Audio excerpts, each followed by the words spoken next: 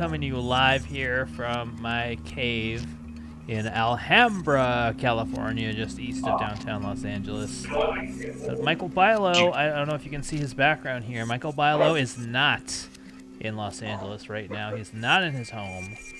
And should we reveal where you are, or should we leave some mystery here? Uh-oh, did I lose connection to you already? I think I lost Bilo already. This is Dark Matters. This is a call-in talk show. I'm Frankie Gutman. My co-host, who is currently frozen, is Michael Bilo. And we're ostensibly a show about the paranormal. We're ostensibly a comedy show. We're ostensibly a lot of things. And right now, it's just me talking to you from this void. And if you want to talk to me, you can give me a call at 818-650-3275. That's 818-650-DARK. As Michael appears to be frozen. I feel like, should I reveal where Michael is right now, or should I not reveal where Michael is? I feel like it's more exciting to leave it a bit open-ended. And it's very apropos once we find out where Michael is. It kind of ties in with tonight's show topic, which is Father's Day in about 2 hours. It will be Father's Day. Very special day for me as a father, I suppose. I don't know. We don't really have any plans for Father's Day. I think my mic might be a little low. Let me see if I can turn it up. Was World Live asking, is Bilo inside a mother? It's a good question. Let me text him. I don't know what's going on here. He's on the Skype. I'm just going to text him. What happened? Let's see if we find out here. Bilo is not in the city of Los Angeles right now. I will give you that hint. He is in a different city.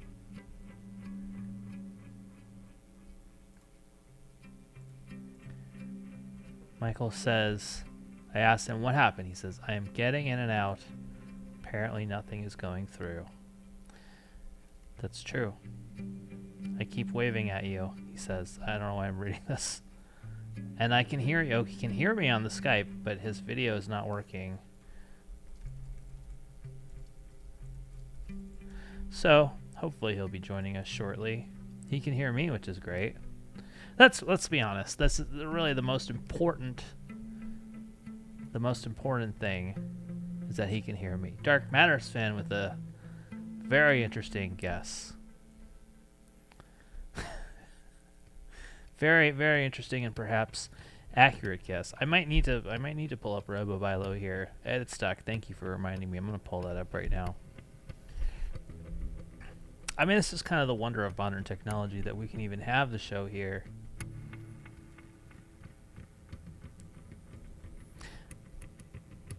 Bilo is really showing me up with this too when we find out where he is at. I guess Dark Matters fan guessed in the chat. Michael Bilo is in Chicago, Illinois, visiting his dad for Father's Day.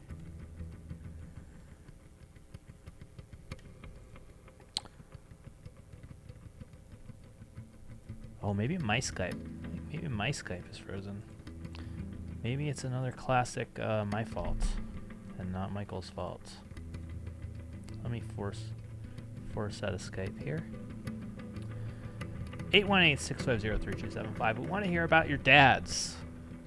It's a Father's Day show. We want to hear about your dads. Do you have any dad stories? Dad jokes? I don't think I want to...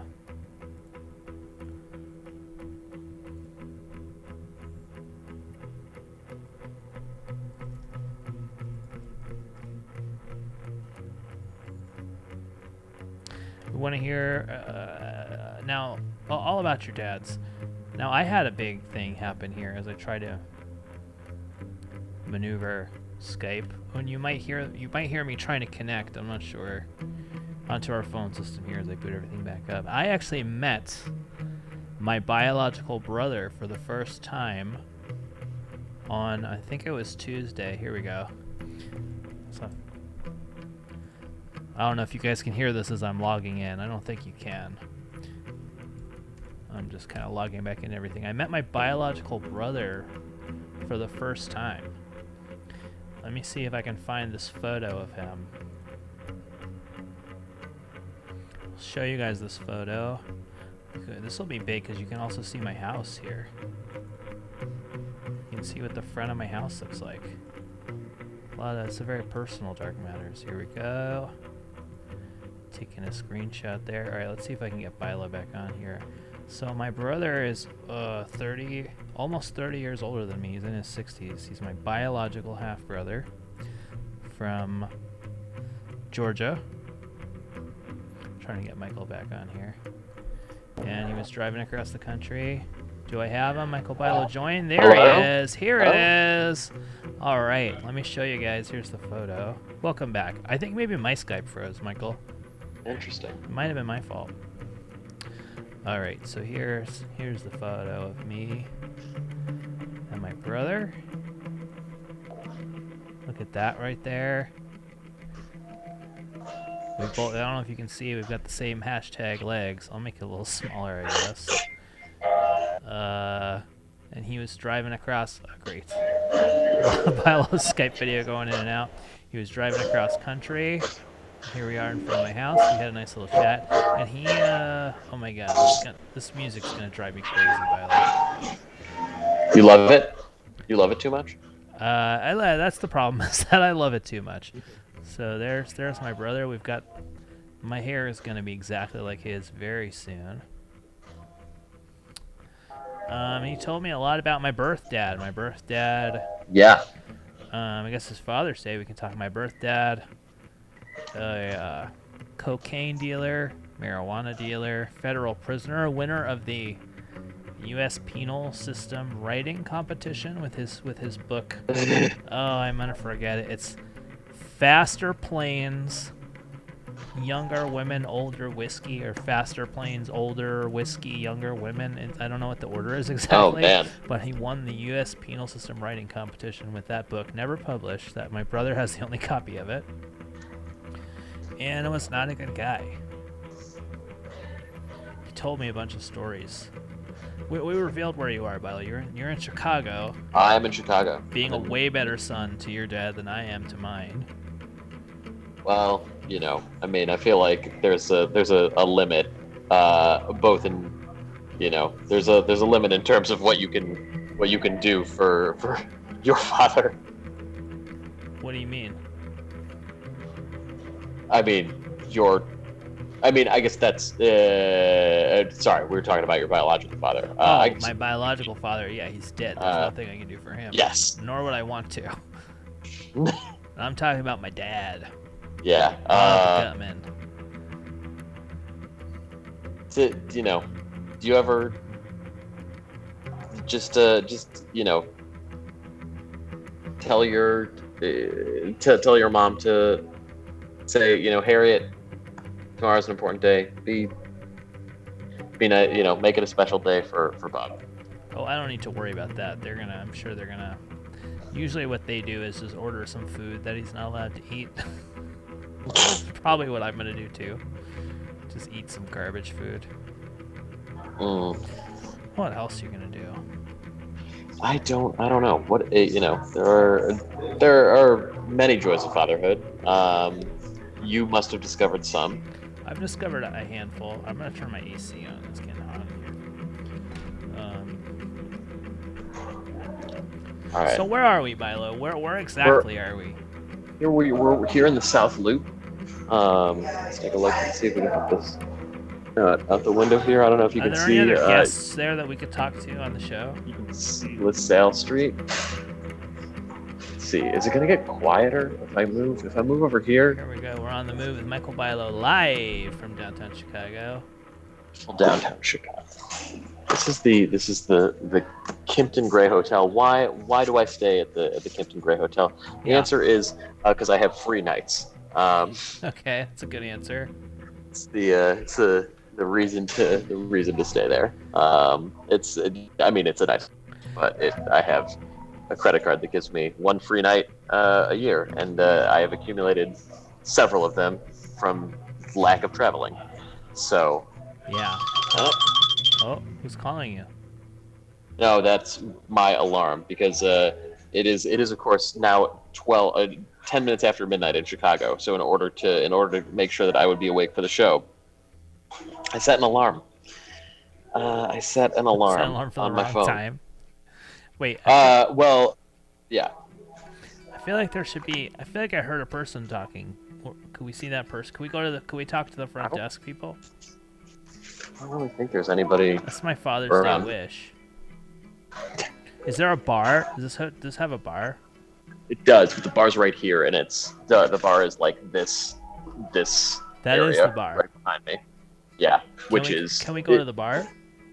I think there's nobody in it, and it's closed, but we can certainly walk around. Dark Matters It's- fan it's is a beaut- asking why you're not staying with your dad. Because my parents' house is too messy, and my mom refuses to let us stay there. I identify with that. Oh, look at that mirror action there. That was interesting. Yeah. Where are we going now?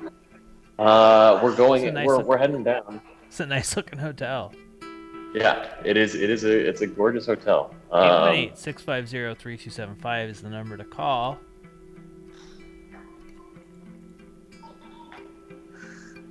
This is. Let's see. It's great. I'll get this on a nice delay. Oh, I can't really see. Nice echo in there. Yeah. Wow, look at this. That's. Look at this stairway. This is a grand stairway. It is a grand stairway. I don't really know what else to let's say. This is actually very close to where my first job was. The first What was job your that I what was your ever. first job? My first job was working at a law firm, owned by. The kid wasn't really my childhood friend, but my parents and his parents were friends. I think is the way that I was connected to that job. Let's roll live with a very important question. Where was your first hand job?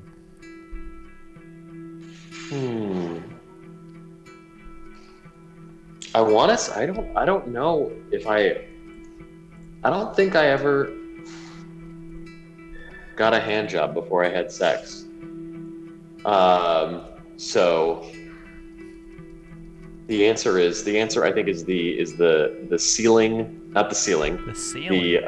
The ceiling, the attic of the attic is the wrong word too. Just the top floor of the AE Pie house in the room that my college girlfriend was renting for the summer. All right.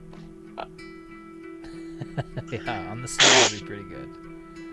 On the ceiling would have been great. I'm very into the kiss from the movie Spider-Man, starring I think Tobey Maguire as Spider-Man and Kirsten Dunst as Mary Jane, where he does it upside down. So it's certainly a fantasy of mine to have a hand job from the ceiling. What the fuck? Okay.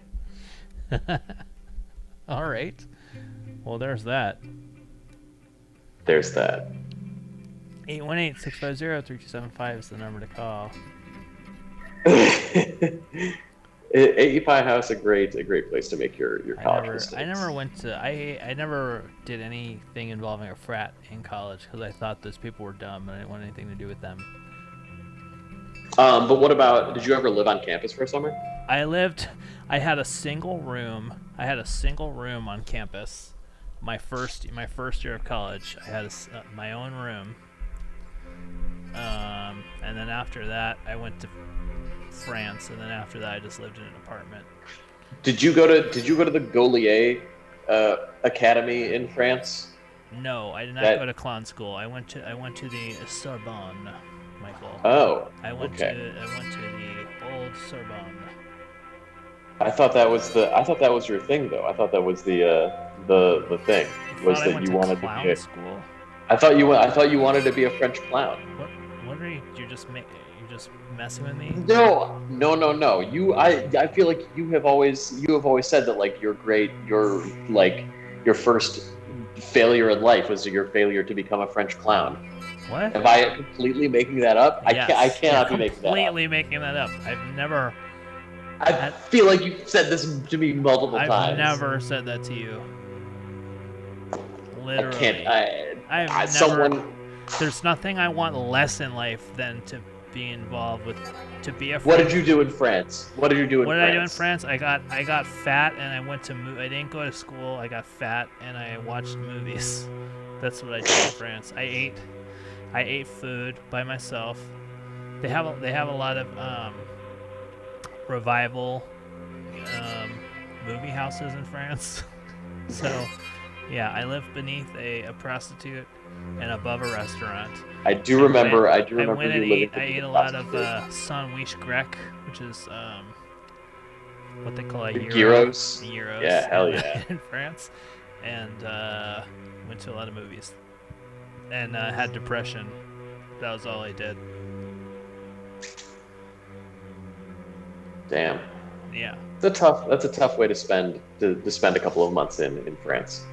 Yeah. No, it was like almost a year. A year. Damn. Yeah. Yeah. I almost enrolled in French university in French language. I was gonna finish my schooling at the Sorbonne. But then I was like, cool. Well, I don't want to be a French person. I was like, fuck this. I don't want to be a French person. Now my French is like really bad. I was fluent. There was about 6 months where I was fluent in French, and now I'm just not. And now you're just Now I'm just like, yeah. I forgot all the nouns. I forgot what the words are. You forgot all the nouns? That's tough. Literally, I did. I like know all the structure of the language. Yeah. But I forgot all the nouns. Ladies and gentlemen, we're raising money tonight to help teach Frankie some French nouns. Thank you. Yeah. This is for raising money for my Duolingo subscription for French. Yes. Which I did test into the advanced level, but of Duolingo? That's right. So that's my brag for tonight. That's impressive. Do you want to hear the story that my brother told me about my birthday? One of many. I mean, I heard a lot. I mean, he told me a lot. My brother, he's very southern. He's very calm. He's very Buddha-like in his calm, which is remarkable given his upbringing. So my dad was abusive. He was a cocaine addict, drug dealer, violent person. So my brother, my half-brother, I have a half-brother and 3 half-sisters. They're all much older than I am. He ran away from home at age 12 and went to go live with his grandfather, who I'm not related to, because he was just tired of being abused by my birth dad. So my birth dad also owned an airline. What do you mean an airline?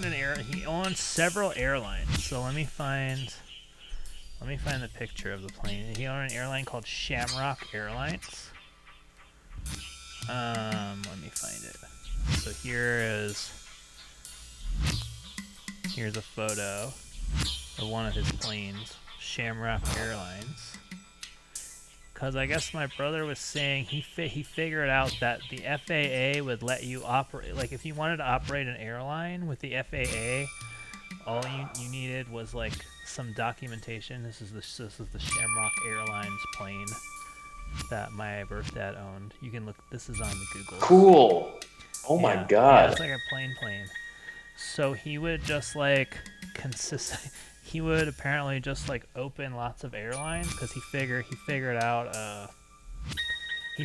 that if you just sent this packet of documents to the FAA, they would approve you for an airline, and all you had to do was like change a few like words on the packet, and they would keep approving you for new airlines. So I don't know how I haven't exactly looked into how he benefited from that, but that was one of his schemes. It's quite a scheme. So I don't know. I gotta look into this more. But so apparently, one of the times that my birth dad was gonna go to jail, he was about to go into jail, and he went to my brother, and he gave him a key to a safety deposit box at a bank, and he said at some point in the future, I'm gonna come to you. And I'm going to ask you to give me the key to this, and I'm going to cry, and I'm going to beg you to give it to me. Whatever you do, don't give me the key to this. so my brother was like, all right, I'll take this key from you, but I'm going to listen to you. I'm not going to give you the key. Yeah. I feel like I'm low. Hold on. Holy shit. I'm going to up my, what do I do? Here we go. Just gonna up. I'm gonna give myself a couple dBs. There we go. Give yourself some DBs. So he said, so he comes back. So one day, my brother's in his house, and he hears somebody breaking into the house, and it's my birth dad. And my birth dad is wearing a prison uniform, and he has a sheriff's deputy with him. The sheriff's deputy, I guess, was like corrupt and was a friend of my birth dad. And he basically held my brother at gunpoint and said, "Give me the key to the safety deposit box." And my brother like wrestled him to the ground, wrestled the gun away, and then held them at gunpoint. Called the sheriff, who I guess was his friend and was not corrupt. And the sheriff came down with a bunch of cops. They arrested my birth dad and the deputy sheriff, brought them into jail. And apparently. So they seized the key to the safety deposit box. Yeah. And apparently inside the safety deposit box was like the title to a brand new Lincoln, the title to a boat, and like $100,000 in cash. And the title to the vehicles was in my brother's name. So the cop, because the title was in his name, I guess the cops were able to take the cash, but the title was in his name. They weren't able to do anything with it. So my brother all of a sudden had a brand new Lincoln and a brand new boat.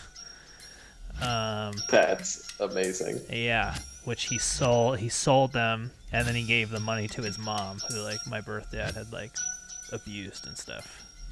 But Jeez. isn't that crazy? That's an amazing. Yeah, and shit. And I had asked him about that because I found a newspaper article where it talks about my birth dad getting arrested and stuff for that altercation.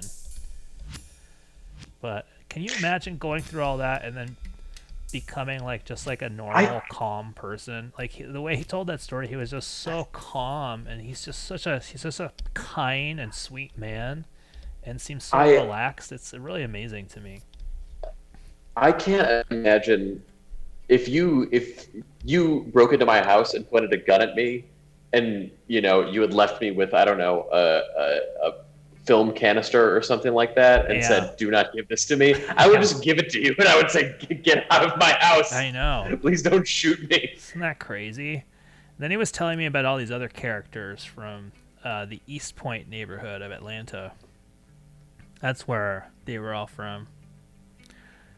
Including this guy Lamar Hunt, who killed his wife, and he owned a chain of adult toy stores called Starship Enterprises. Apparently, they're still open in Georgia. They're like a big chain of like adult stores called Starship Enterprises. But he was like one of my birth dad's best friends, and he ended up He ended up getting killed and laying face down. I mean, he was found laying face down in a pool.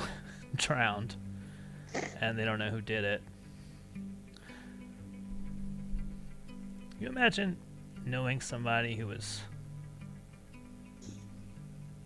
friends with imagine being friends with somebody that owned a chain of sex toy stores? I feel like I know somebody who, I don't know if she owns a chain, but I think she might own 2 sex toy stores. You know somebody that owns 2 sex toy stores? I'm pretty sure. I've never been to any of the stores. But I'm pretty sure I know somebody who owns 2. Or who at one time, at the last time I don't know anybody that owns stores, not to mention a sex toy store. Wiz World Live says, so she's rich. It seems like, I don't know. I wonder how much business a sex toy store does. I guess the good thing is, no returns. So yeah, your inventory but it seems like it's not a great store, you know, because you got to keep a lot of inventory, and I don't know how fast it turns over, because I don't go to sex toy stores. Sure you don't. Now, who else is here on this? Can we find somebody? I'm gonna delete. Can we find somebody in this hotel to talk to? This is always my hope when we have these quasi man on the street situations, that we can find somebody to talk to. And the problem is that people don't want to talk to a man. It's after midnight here in Chicago, and people who are checking in are probably, you know, pretty annoyed. Yeah, Westworld Live has a great suggestion to find a lonely divorcee looking to share a Chardonnay. I think that's what we're looking for here. Yeah. All right. Well, let's see who's divorced. You could just ask a bunch of people if they're divorced. That would. I could. There's the up. Oh, well, I can give I'm learning more about this hotel all the time. You can come stop by. Yeah. The Upgrade. Oh Spa. yeah. I bet they're probably closed now, huh? They are closed.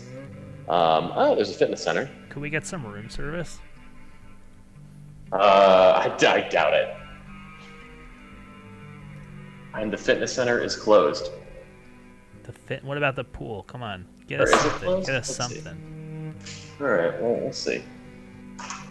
Give me something good. Here we go. Maybe to start knocking on some doors. Don't do that. Yeah, is that the move? I mean, yeah.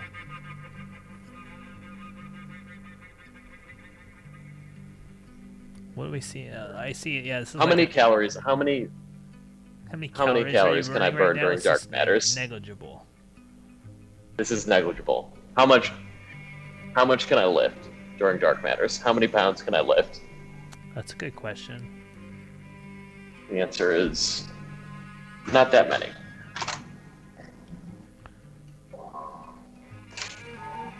All gender restroom. Oh, that's nice. What was that bang there? That was the door to the fitness center closing. Oh, okay. There's nothing really going on here. Except for some people checking in. Oh, well, that's good. Get the people checking in. I mean, let's find out where they're coming from. Let's get a handle on it. I feel like there's no that I like. I feel like there are multiple issues. What issues? One is that the sound. Well, the sound comes in through my headphones, so that's okay. You can just translate for them. I would do this if I was out in the world. I would do this. Yes, but you never are. I'm never. That's you true. Never do. I would be. I mean, I'm running everything from my home computer. Is a big problem here. I kind of want to get in the hot tub. The chemicals are ready. The problem is I need to shower if I'm going to go in there. Do you still have the video set up? I guess you have your. I don't. I broke everything down, but I can just go on my phone. Wow. 818-650-3275. We need your calls. We got no calls tonight.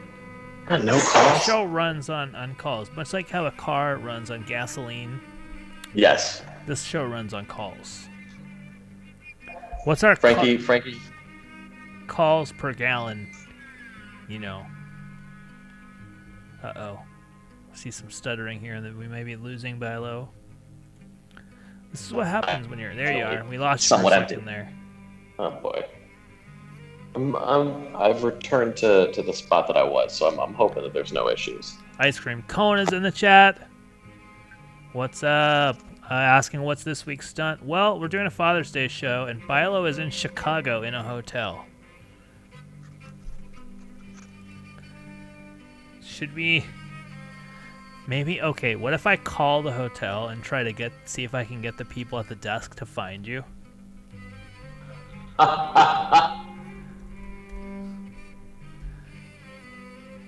This is That seems like a pretty good idea. Where is the... Here we go. Hotel.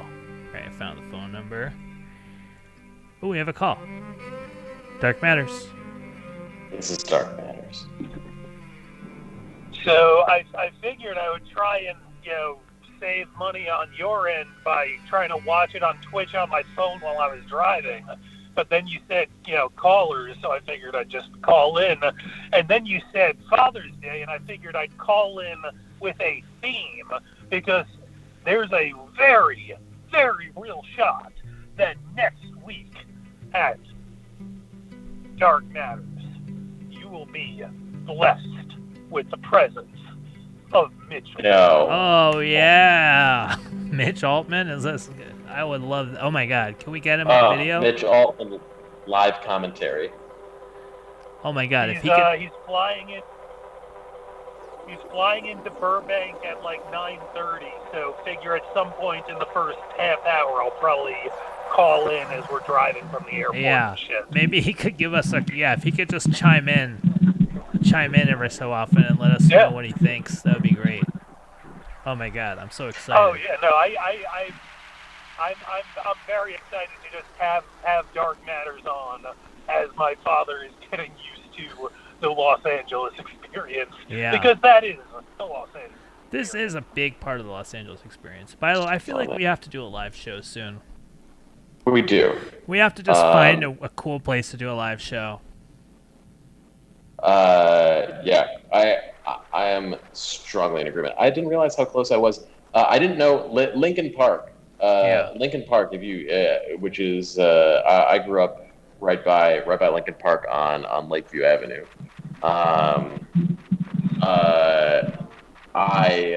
It's very close to Second City. Oh, we should go there. Are they open? I mean, I don't know. From where I am right now, it is something of a distance. Okay. Let's see how far it is. Yeah, and I mean, could I walk there? Even if they are open, in the end, it doesn't even matter. Yeah. All right, hold on. I'm gonna try to call the hotel. See if they pick up. Oh no, I might have to press a button. Because of the... Good evening. Thank you for calling the Kimpton Gray. How can I help you? Oh, hi. I was wondering if you could help me. I think my friend is like walking around the lobby with his laptop right now, and I lost my connection to him. Now I'm gonna get run on it. I was wondering if you could like find him and tell him to reset his laptop. To reset the laptop? Yeah, he's a guest of the hotel, and we've been working on a call, and I think he's still talking, but his thing is not working. He's like in the lobby somewhere. Okay, hold on a second. I know who you're talking about, but I don't know where he went right now. He's got like glasses. Yeah. All right, thank you. Yeah, I know who you're talking about. I just don't know. I gotta see where he's at. Thank you. He was kind of walking back and forth in front of me, but now I don't know where he went. Thank you. Hold on one second. Let me go Okay. to the end of the hall and see. All right, thank you so Okay. much. Well, let's see. I think he's just, yeah. This could backfire. I don't know. I do like the idea that she's like, oh yeah, I know who you're talking about. So you really are the only person. Yeah.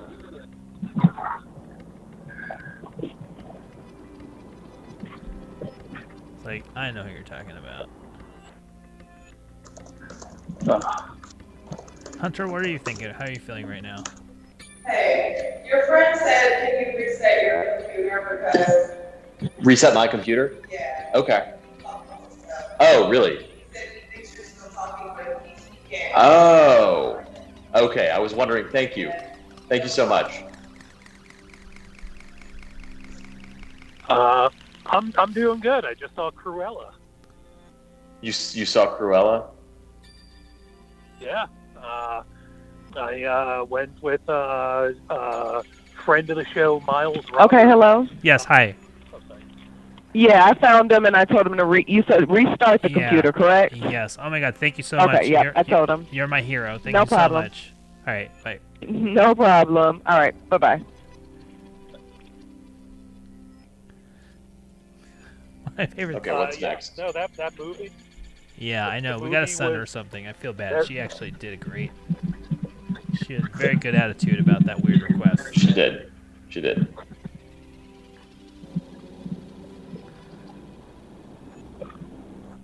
Sorry, Hunter. I You can were talking invite her about. to my AMC. I was gonna say I can invite her to my AMC A-list entourage and Is- let her see a movie for free. Yeah, that sounds good. Did you hear that the AMC yeah. is taking over the Grove and the Glendale Pacific Theater?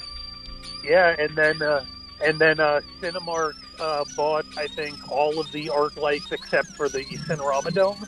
Yeah, I think Really? the guy who owned ArcLight still owns the Hollywood one and the Cinerama Dome and is going to reopen them. But all the other ones got sold Right. to Cinemark, yeah.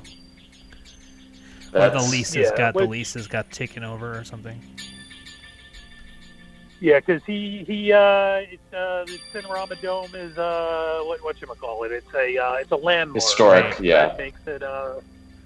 That makes it a little more complicated than the mall in Sherman Oaks that you can see from the highway. Yeah. Listen, the Sherman Oaks Galleria is a wonderful mall. I used to live right by there, but to get to the ArcLight, it would really set off my fear of heights because you got to go up this escalator. It's like this high escalator. It was really a whole thing. It's Are like, you- it's I like didn't realize you were angling afraid in of the middle. heights. Oh yeah, terribly afraid of heights. Dude, my senior prom was at Windows of the World. It was in June of 2001 at Windows of the World, the 101st floor of the World Trade Center. Which the whole concept of horrifying. that restaurant was that where is that you're 100 stories in the air. What's that? I guess you're only like a quarter mile in the air. It's not that high, but I mean, you had an amazing view. But I was too afraid of heights to leave the center of the I sat at a table in the center and I did not go to the dance floor because it was next to the windows and I just sat there. And my prom date was Martin Shkreli. Did I see anyone using thermite paint on the corner of the building? It's possible, especially those elevators. They're very, very secretive about those elevators. I remember at the time, you could only take certain elevators. Sorry, Hunty, go ahead. I was just going to say, it would have been the funniest thing in the world to me if you accidentally were the center of the dance floor. If your fear of heights made you the center. Oh yeah, I see what you're saying. Yeah, it's like, well, I guess I'm dancing all night because I'm not going away from the center of the building. Yeah, that would have been the worst. And everybody would be like, I don't think anybody knew how bad my fear of heights was, so everybody would keep coming over to the table. I don't remember that much from the prom, but I remember people coming over to the table and be like, come on, man. And I had to pretend like I was just like, prom sucks, dude. Prom is lame. Meanwhile, my male best friend was my date because the girl that I liked, who's now of the lesbian persuasion, so it makes sense at the time why she did not want to date me, but she was not out at the time. I was very depressed that she would not go with me. But I took my buddy who got kicked out of my school, Martin Shkreli, later known as the Farmer Bro. He was my prom. later known as the Farmer Bro.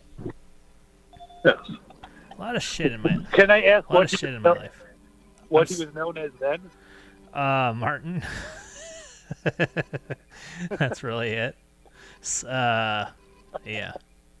The Shkrelster. No. Wizworld Live asks if you saw anybody painting with thermite at the core of the World Trade Center. Well, like I said, I didn't see anybody painting with thermite, but I do feel like there were a lot of elevators, and anytime you go to the World Trade Center, certain ones would be closed. I feel like those elevator shafts could have been key. Martin could have was been. in the yes, Martin. It was in. I can definitely confirm Martin was in the World Trade Center shortly before 9/11. 100% confirmed. As was I. I can actually say I don't think I was ever in the World Trade Center, but I was, I believe, at the bottom of the World Trade Center in October 2000, because my brother worked there, and we were picking him up to go to a baseball playoff game. Wow. And so we were just sitting outside the lobby, waiting for him to come out so that we could go see the Yankees play the A's. And your brother was okay on 9/11, Hunter? He was. He worked at Morgan Stanley. He actually still does, which is insane 20 years later. Yeah. That is impressive. Well, that's good. Which Altman is this? This is Adam Altman, my 10 years older brother. Adam Altman. I like it. I like the sound of it. Yeah. We have Your Adam, parents should have gone all A's for all the kids. Well, I mean, my dad liked, me having a ridiculous name, and my dad wanted my brother to have the initials Bra, which didn't work out well for anyone. Wait, Philo, I heard the elevator. Could you try to interview somebody that comes out of the elevator? Yeah. Well, did they come out already, though? I mean, I think so. I'm not in the elevator bay. Hunter, we've got a question for you from Wizworld Live. Baseball is so central to your life, yet you do not play it. He wants you to speak on that. I used to play it. I actually, I'm just not in great physical shape. I played until I was 17, and then when I was 17 years old, in the last game of baseball I ever played, I fucked up my ankle real bad warming up for the game. But line up anyway. So I struck out one at bat, I walked in another, and then I accidentally stole 3 bases, and then I went to the hospital that night. Oh, and that was the end of my baseball. Hunter, you and your ankle are always having adventures. Yeah, I've fucked up both ankles actually. I just want to point out behind Vilo, we've got front desk, fitness center, then we've got something called the Roby Room, restrooms, and then there's something very mysterious. It just says Volume 39. Yes, Volume 39 is the bar where on a different night I might have been able to meet a divorcee over it's Saturday a glass of night. Chardonnay. What different night would you be able to meet somebody in there? It's not open right now? I mean, a night where the bar was open, I suppose. I see. It's not open. I mean, we can walk over to Volume 39. So it sounds like the volume is at 0, from what I can hear. It is weird. It is weird. To me, it seems more like oh my god, it's that fucking font. I hate that font. It is that font. It's the wedding font, you know? Yeah. It's the... everybody who's been to a wedding has been subjected to that font, unless you were, you really paid close attention to...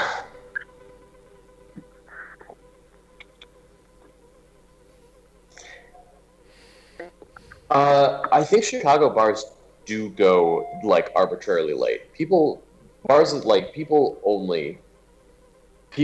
drink themselves to death in Chicago, or there is a subset of people who just do that all the time.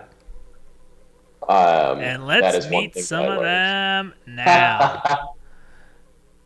I need to be on the man on the street end of this somehow. It's true. I feel like my man on the street would be so good. I feel like I gotta put my money where my mouth is, though. I feel like I just need a crew of one more person. I think it is just very difficult to hold this is a whole computer that I'm holding. That's it's no longer an iPad. You could probably get you get a little handle. You put your phone in a thing with a little handle that you can hold, and it'll make you look official. I watched some of the Snapchat series of the guy who goes up to people and asks them who have fancy cars and asks them what their job is, Is that a Snapchat people- series? That is a Snapchat series. This guy Yeah. just goes up to people who drive fancy cars and asks them what their job is. That's pretty smart. Um, I want to watch this. How's it Yeah, go? he just goes up to somebody, he says the model of their car and then how much money the car costs. Then he asks them, what do you do for a living? That's his first question. And what- And then the answer is like dentist or lawyer or adult film entertainer. yeah. And then he asks them what their first job is. I do want to acknowledge that in the film Cruella, there is a scene where they look at a car and they say, "Hi, this car's called a DeVille, but it's spelled devil." Yeah. I like that. That's a scene that happens in the movie. Sounds great. It does sound great. Are there any good parts for men in Cruella? This is Men's Movie Actually, Talk. MMT, Men's Movie Talk. It is a weird movie because it's not a terrible movie. It's just a movie that doesn't have to exist. Like, everyone is fine in it. There's no reason why there's 50 songs in it. There's no reason why. Like, there's no reason the movie exists. It's a prequel, but it's also not to a movie, but it's also not. Hold but on, it doesn't Hunter. have to. You're telling me you did not need to know the origin story of the villain from 101 Dalmatians? Why should she want to skin puppies? Can we talk about why she wants to skin Yeah, puppies? spoil it and- for us, and Hunty. I'm never gonna watch this. I also will not watch Okay, it. she doesn't want to skin puppies. Wow. Well, her she's actions just- in she's just 101 cool Dalmatians. in the movie. She's just cool because they were like, she can't not like dogs. That makes her unlikable. There are 2 good dogs and 3 mean Dalmatians. There's 2. Like, the movie is as pro-dog as it could get.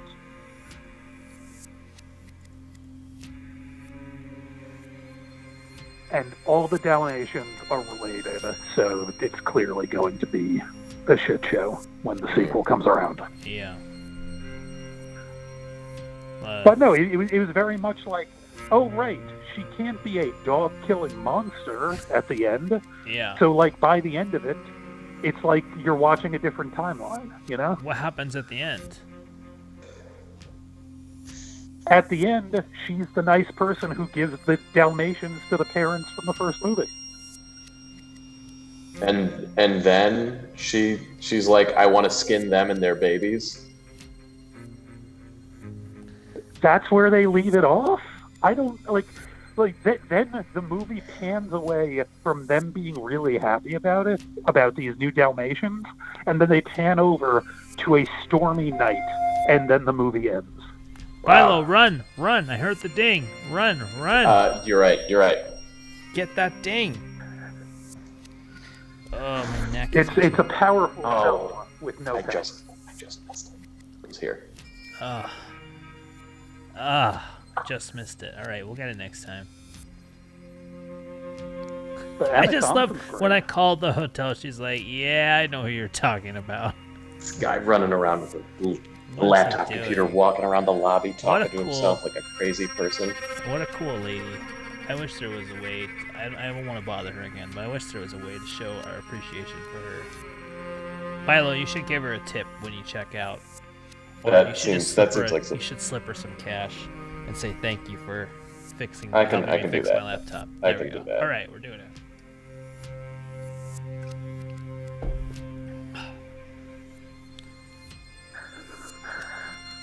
Oh, I'll say the other thing about Cruella is I forgot my wallet, so I had to go to AMC and say, look, I don't have my license on me. Can I show you a photo of me holding my license that I took for my OnlyFans account? What? Wait, you literally said that sentence? I didn't. Eventually, they're just like, yeah, there's a line. We don't care.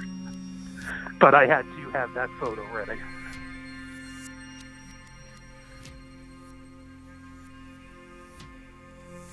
Yeah, this is a good question. Why do you need ID to Cruella? How is this? Is this not a at best a PG-13 movie? Oh, AMC A-list. You have to show your phone with the ticket stub and your ID to prove it's you. Otherwise, it's way too easy to run scams on that. As I've mentioned many times on this show alone, that is such a scammable program, but it's so good. But you have to go to AMC is the problem. Yes. However, now the Grove is an AMC. Yeah, that's right. Hmm. Of course, I don't live near. I live near zero movie theaters. I live near the theaters in Pasadena, and I live near the shitty theater in Highland Park, and then I guess the next closest one is downtown. Well, there's the Edwards Alhambra Stadium, but that's a really shitty theater. And then there's the Alamo Drafthouse downtown, I guess. Be the next closest. What? Yeah, there's the movie theater. There's the one that shows. I saw a movie called Wandering Earth, which was a adaptation of like a very famous Chinese science fiction book called The Three Body Problem, or like I don't know if now, is it. Wandering Earth is hilarious. I highly recommend it. It's not a good movie, but it is. It's like a very bad movie made from a very good book, and it is. Yeah, it's just very funny. Ice cream cone saying, Bilo, what's the hotel? I'm sending you some food. It's the Kimpton Gray. The Kimpton Gray in Chicago. Isn't The Wandering Earth like the biggest movie ever made? Until it's like at some point. I think that is there. I think that's correct. There are like some very fun things about Wandering Earth. The Wandering Earth has a $700 million budget. No, $15 million budget, $700 million box office. Sorry. And isn't the one American in it Frank Grillo from the Avengers movies? I have no idea. On the Wikipedia, it's just listing a bunch of, I assume, Chinese actors. I don't see any. Yeah. I don't see any. Yeah. Yeah. Oh no! He was in the other huge Chinese movie, Wolf Warrior 2. Yeah. That was a really big movie. Wolf Warrior 2. I feel like a Wolf Look it Warrior. up. What should I do for Father's Day? Tell me I don't. Well, I mean, don't you get to pick? Don't you get to pick? Isn't that your I privilege guess I as a get father? to pick, but I don't know what I want to do.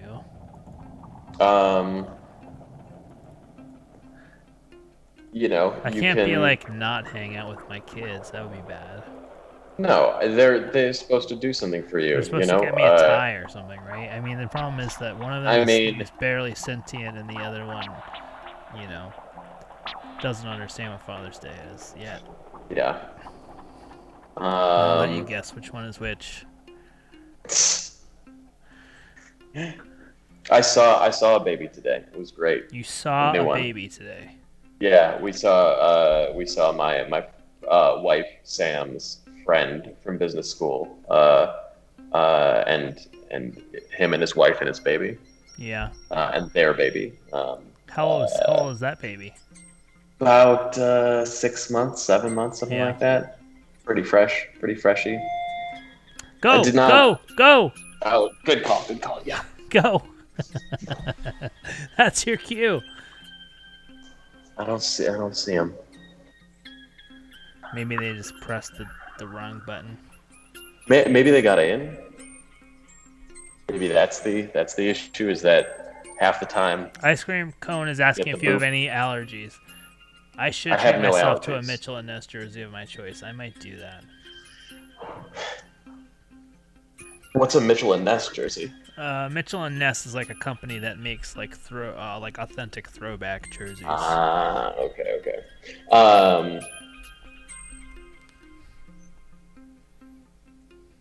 Have you heard of the Rochester Ray Guns? No. This is a fake team that Nike has started creating merchandise for. and they're trying to get people to buy like basketball jerseys for the Rochester Ray Guns, who don't exist.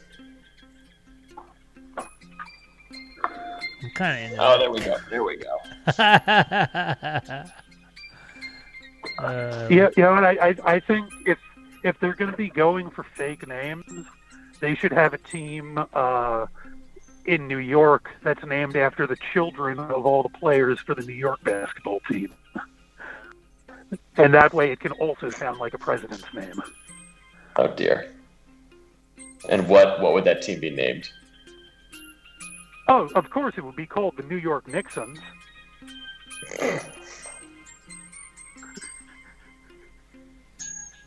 It's not bad. It's not bad. Sorry, now I'm looking at all the Mitchell and Ness Knicks jerseys that are available on their website. Ooh, what was that? I don't know. What's that? That's on Nora. That's on. That's it's my on. I got excited. That's me. I just started my car again because now I'm going to 7-Eleven. Oh. Hunty, could you interview somebody at 7-Eleven? Not that yet. I've recently realized like what my relationship is with my local 7-Elevens, and you ever like really confirm in your head like, oh, that one's just like I don't like going to that one. I only have bad experiences. Like they never have what I want, or there's always like a weird energy or aura in there. There's always a weird energy and aura So, in like, every 7-Eleven. That's the whole point of I 7-Eleven. agree with that. Oh Have my you ever God. been at a 7-Eleven and been like, I'm so glad to be in the 7-Eleven? Anytime you're Actually, at 7-Eleven. I have. In Japan, where sure. I went to a Okay. 7-Eleven for the first time, and it was like so nice. I actually will say there is one 7-Eleven. I used to live in Los Feliz.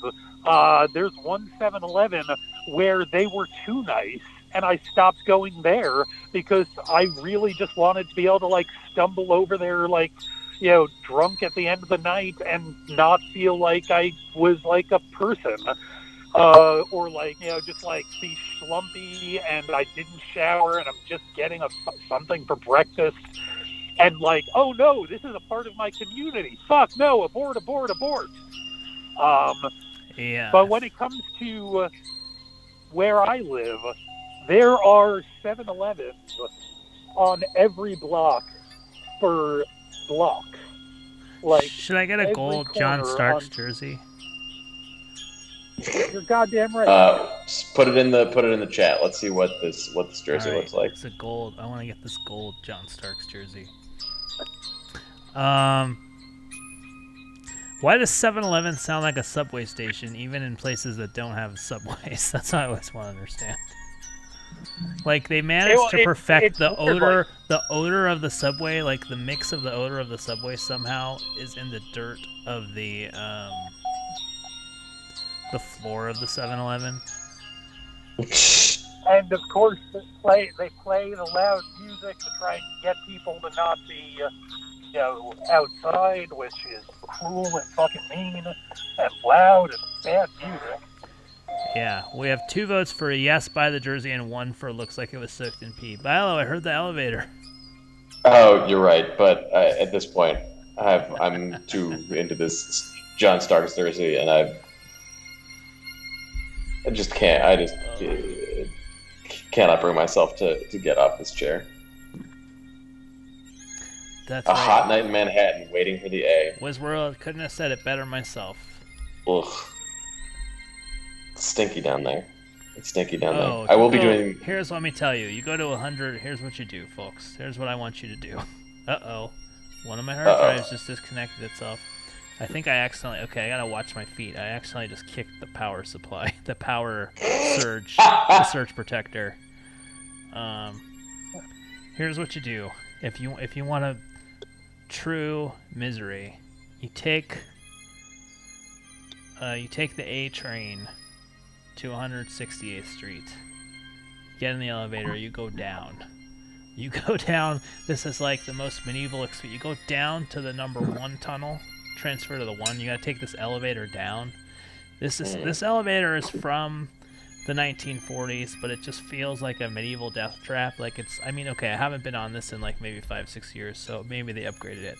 But it's literally got like a heavy metal door that closes, and a dude just operates it with a lever, and you're in this elevator with, let's say, like 50 other people, and you just get out, and you're in this underground tunnel that smells like Subway, but you're like half a mile underground, and it's got the ultimate Subway smell. It's somehow like pigeons find their way down there. Like, I don't know how they get down there, because you're like so far down, but like, not only do you feel trapped, but you're like, these birds aren't the only way these birds are gonna get out. I think the way the pigeons get down there is because the train goes above ground after that. I think they accidentally fly onto the train above ground, and then they accidentally exit in the tunnel. But they, like most stations, have like a stairway where they can get back up to, the street level, but this just has the elevator. So you're just like stuck down there with these like confused pigeons. And it smells. Anyway, that's my New York City travel tip. Yeah, how is this a tip? If you want to experience my childhood, I don't really understand. How is this a tip? The tip about this is just don't go to New York. Yeah. Oh, I know all the ETA great smells. 2:52 a.m. It's 1 a.m. You mean 1:52? Maybe that's East Coast time, because Ice Cream Cone I know is on the East Coast. Good call. Good call. Yes. Let's hope. Let's hope it's great. All right, 1:52. So you only got 50 minutes. Where is this food going, Ice Cream Cone?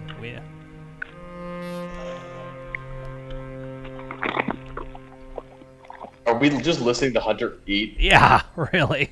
I have to mute this. This is gross.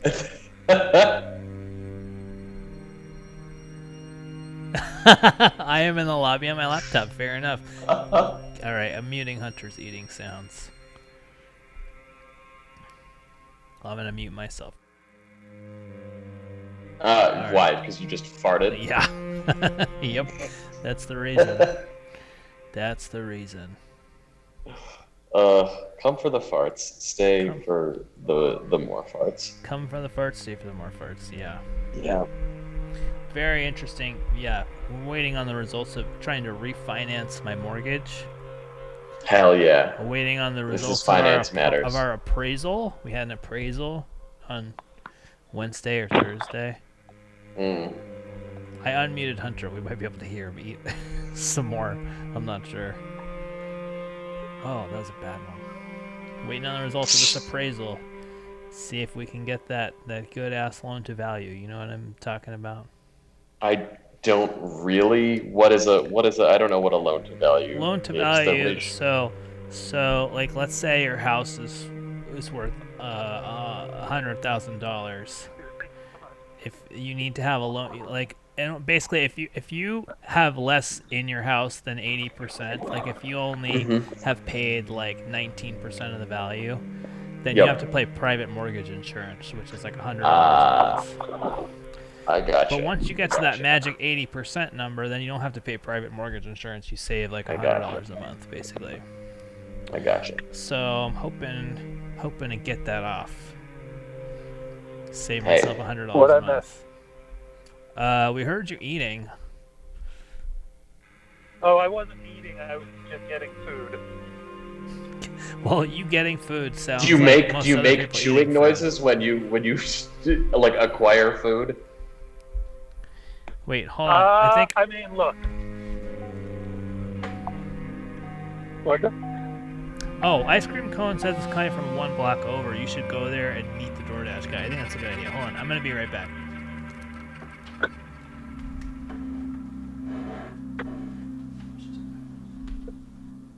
Wait, all right. DoorDash is already here? It's hard to tell because it's 1:04 a.m. here in Chicago, and I don't know where this food is coming from, but clearly it's very close to here.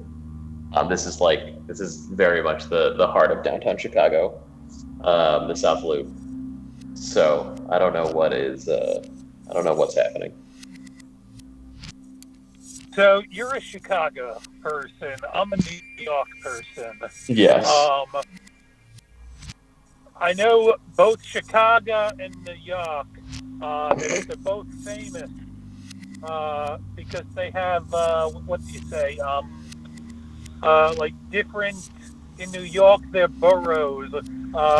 In Chicago, they're places that are in Chicago. But no, we're not in Chicago. How dare you say we're in Chicago? I don't know what you're talking about. You're saying neighborhoods, or are you saying suburbs? Yeah, like I feel like in New York, it's like, okay, everyone kind of gets what Queens is, but it took me knowing you and like Eileen and shit to understand that Hinsdale exists. Why not?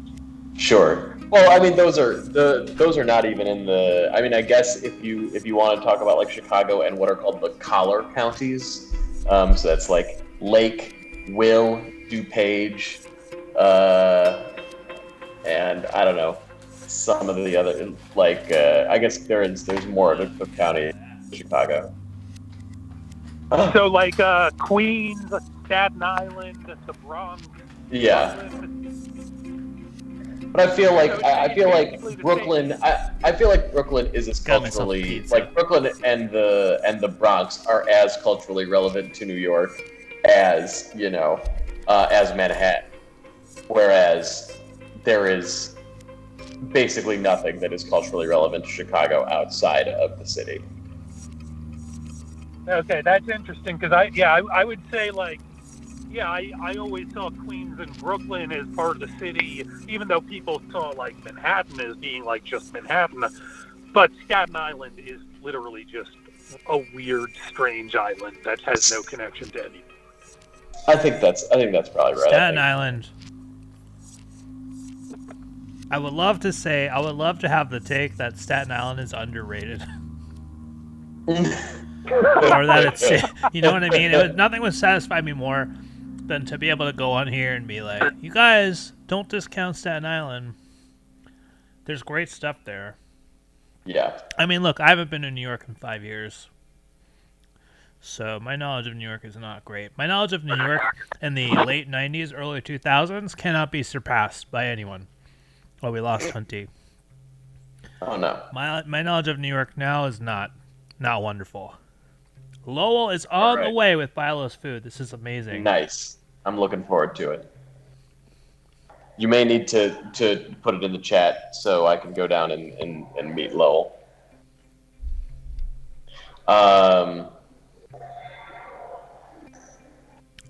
Elevator! You gotta get at least one. This is after the matters. This is after the matters. Because when the matters end, that's just when the matters are beginning. I hear a lot of people. I hear people. I hear people. I'm gonna take a little walk down these stairs. What is happening? Somebody's yelling or something. I don't know. We're getting. Listen, the matters are over. These are the bonus matters.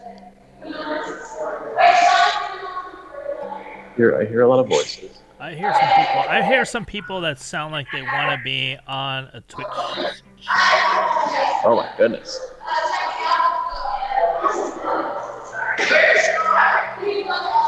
Hey. What's going on here? Let's get some. I don't know. Narration. It's like a wedding party, maybe. There's a wedding party. That's perfect. Hey, you're on Dark Matters. Hello. Wait, where are you going? You're going the wrong way. You gotta go towards the people. 8:26. I told him to come up next. I ain't gonna get on that car. Towards the people, not away. So I'm gonna meet him up there. This is Dark Matters. Look at them right there. Go talk to them. He has all. What are they gonna do? Just say, hey, I'm streaming live with my friend from Los Angeles. Do you want to talk to him? Uh-oh. Say I'm streaming live with famous film editor Frankie Gutman. Ask them if they've seen the Fox. Ask them if they've seen Son of Zorn. It's soon to be possibly Emmy nominated film editor Emmy. Frank Gutman. That's right. Emmy, under serious Emmy consideration for his yet to be accomplished work on season 2, 3 of Barry. That's right. I'm Emmy eligible for Good. I'm on the list. Good Girls season 4. Any Emmy voters watching the show right now? If you're in the picture editorial branch, hit me up with a nomination vote. Yeah. Do you hear that picture editorial? I don't think my dad is. I can check with him though. Please. All right. Ice cream is sending me a DM. Uh-oh. Oh, this is great. Oh, wonderful. Oh, this DoorDasher is going to be really happy with the limited amount of work that they'll have to do for this.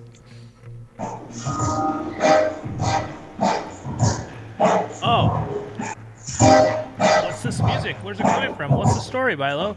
I don't. It's coming. I have from, to do Man on the Street. Westworld Live is right. It's coming from. The reason I don't, I run everything from my home computer here, so I have to show Bilo. I mean, it's easy. OBS. Bilo is a computer programmer. He can figure out OBS. I can figure out OBS. I think I can do that, and I certainly can figure out 818. I'd love to do Man on the Street.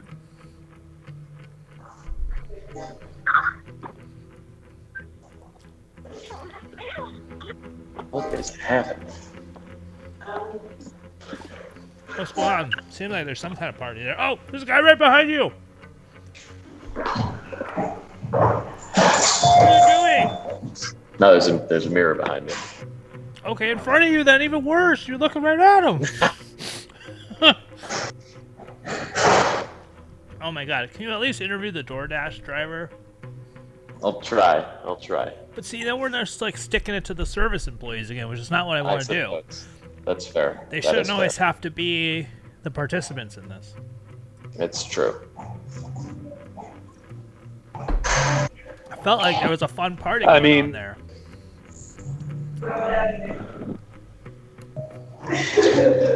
These people are laughing. They want comedy, Bilo. I don't think so. Why? They've got small kids that want to be left alone. Oh, okay. That's fair. We could at least say Happy Father's Day. I suppose I could.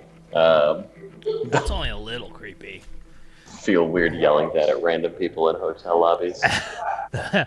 I think if a stranger sees me with my child and wishes me Happy Father's Day, I'm going to say it's not mine. I'm going to have that loaded. I'm going to have that locked and loaded. That's smart. That's smart. You have to prepare for that kind of stuff. For those eventualities. You should say. You should say Reggie is your brother. Say he's not my son. He's my brother. Yeah. Oh my God. And I can say, yeah, my dad's a real slut. I mean, my dad had a kid in '77 and '97. I mean, that's a stretch. That's pretty good. That is a stretch. And '87. Yeah. Every 10 years. Oh, I mean, that's...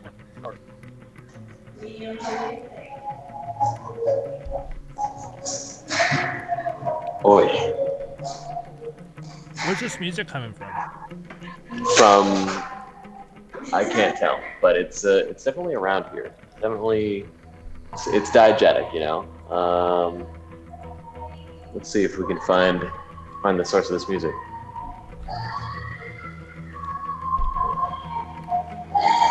It's getting louder.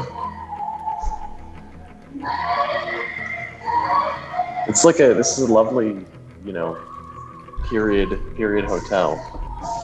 Oh, here we go. All right, it's coming from here. I don't know what. I gotta find a good place to do a Man on the Street.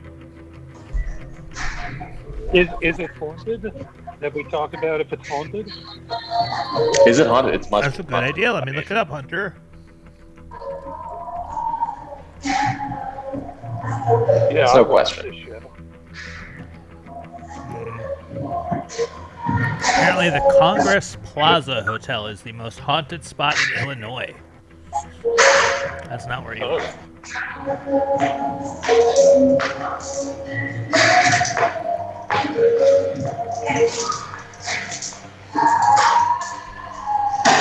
What are we looking at here? So funny. What are we looking at? The music feels like it should be coming from Frankie's side, but it's coming from Michael's side. Like Frankie is coming from the darkness, and Michael is in a room in the light somewhere. Yeah. Can we talk to some people, Bilo? What's going on here? I mean, there are no longer any people around, and it is 1:15 in the morning. Where is the music coming from then? The music is coming from the vents here. The vents? You mean a speaker? It's coming There's through the music's coming through the vents? Yeah, there's a speaker right here. I don't know if you can see it. Oh, I see. So that's just hotel music. That's not like a party. Music. It's not party music. No, it's not a party. I mean, why is your shirt in Dunkin' Donuts font? Because it's a goof on Dunkin' Donuts. It's a big goof on Dunkin' Donuts. What's the goof? Just to take off on it, I suppose. Sure. Because the musician that this is called Cookin' Soul, and so he has a similar spelling to Dunkin' Donuts. Yeah. Seems like a Fred the Baker type. He's a Fred Baker type? Yeah, Fred the Baker, the mascot for Dunkin' Donuts. Oh, who is that person? I don't know. They just rolled past me. Where am I going to do my man on the street? I mean, 10 p.m. Hollywood is probably the place where people are drunk enough to want you to talk to them. Thank you. Ice Cream Cone knows. It's time to make the donuts guy, Fred the Baker. Next door. Maybe I should just go to downtown. I should go to downtown Alhambra. Right on Main Street downtown. I just worry you're gonna film your death. Oh my god! Now I've got a horrifying feedback sound. Yeah, I heard that too.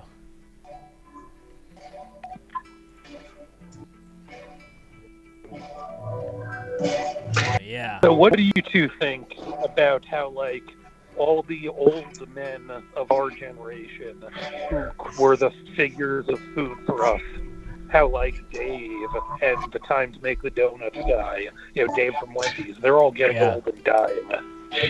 I mean, Dave Thomas has been dead for a long time. Yeah. And I've never heard of it. It's Time to Make the Donuts guy. Oh. You would recognize him if you saw him. Yeah, Ronald McDonald, dead. Roy Rogers, dead.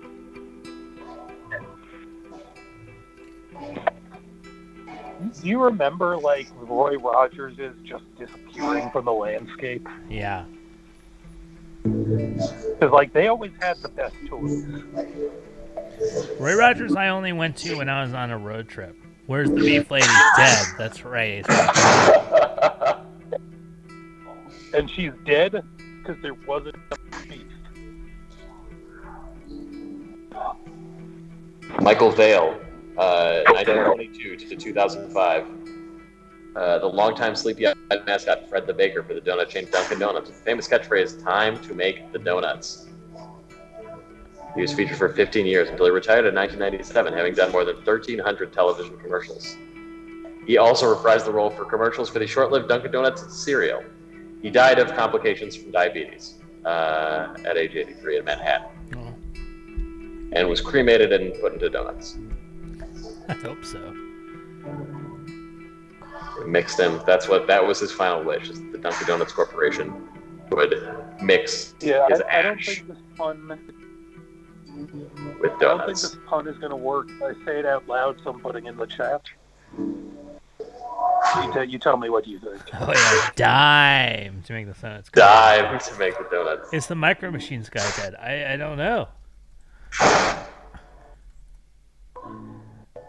John Moshita Jr. still alive. Age 66.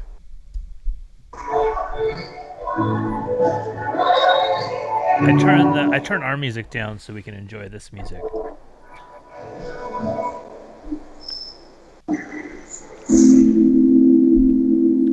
Wonder when this food is gonna get to you. Hold on, let me see. Dasher's waiting at the restaurant. Ice cream cone sent me. They're still waiting at the restaurant. A little, considering the restaurant's a little sad. He was the longtime spokesman for Kraft Foods' Breakstone line of cottage cheese and sour cream products. Yeah, Sam Breakstone. Another New York City local commercial great.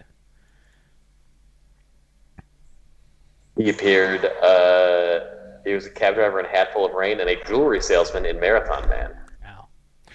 Wow. Oh. Nope. Dasher is waiting at the restaurant. Come on, restaurant. Give me a fucking Restaurant break. stretch, let me tell you.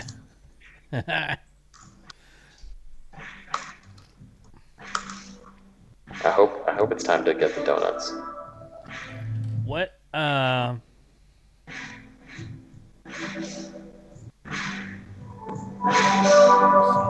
Music. The song is called Content ID. I think if we don't talk, it'll focus on the music. Do you think this is music, or do you think this is like hotel music, or is this like real songs? This has got to be music. Are there lyrics to this? There are no lyrics. Okay. This is just like a jazz funk, and I feel like every Dark Matters should start and end with vibes.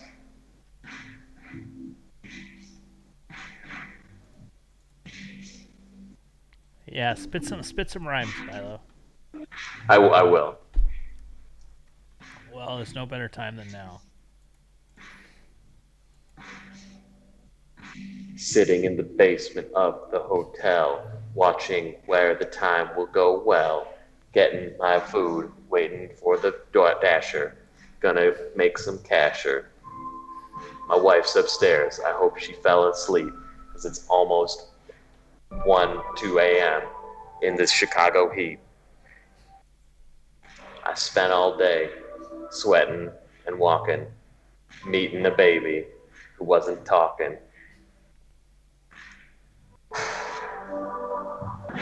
Beautiful marble hotel corridor. What rhymes like going into Morador? Wait, we got some people. People. Come on. Talk to these people. Yeah, don't scare them away with your weapons. Would you like to be on an internet TV show called This Is Dark Matters? It's taping right now. Can you lay down a beat, madam? She did say she wanted to fucking kill herself, but I think that was sort of ironic. Oh no. Well, look. It seemed to be like more of like the jokey way that people say that. Yeah. I love the difference between Frankie and Michael is like Frankie is the jigsaw puppet who's very excited to put you through it. And Michael is the victim who has to do it or he'll die. And so he's aware of the stakes.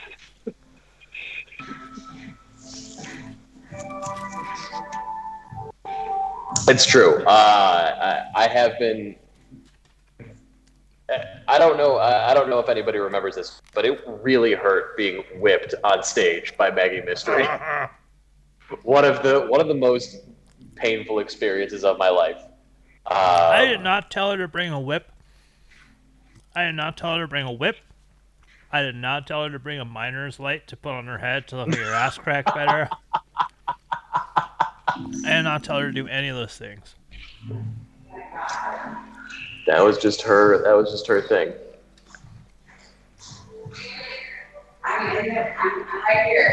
Oh no. Now somebody else is taking a phone call down here, so we might get some crosstalk. Oh, great.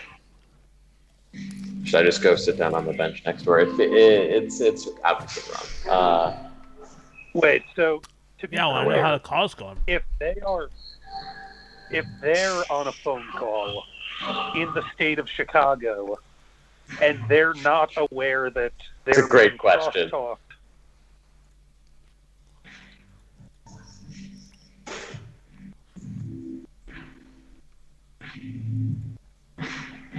Yeah, it's hard to say. It's hard to say. Oh, come on. This guy right there.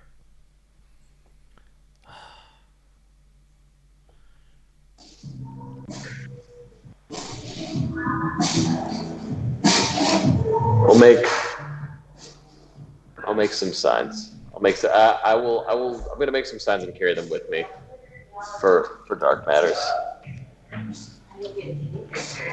No, we have some pictures, and also we have some pictures. We're on a show. Would you like to be on Dark Matters? This is Dark Matters.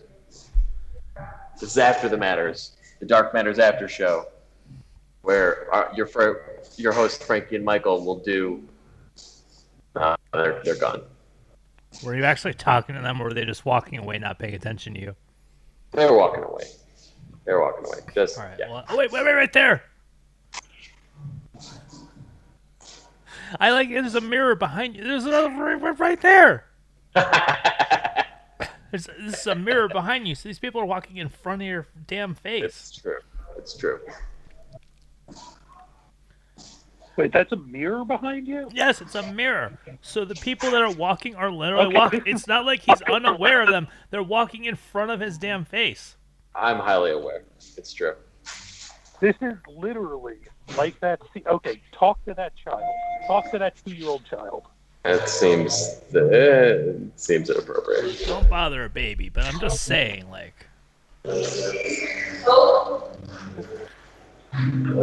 Seems like a party with parties going on there. It does seem like that.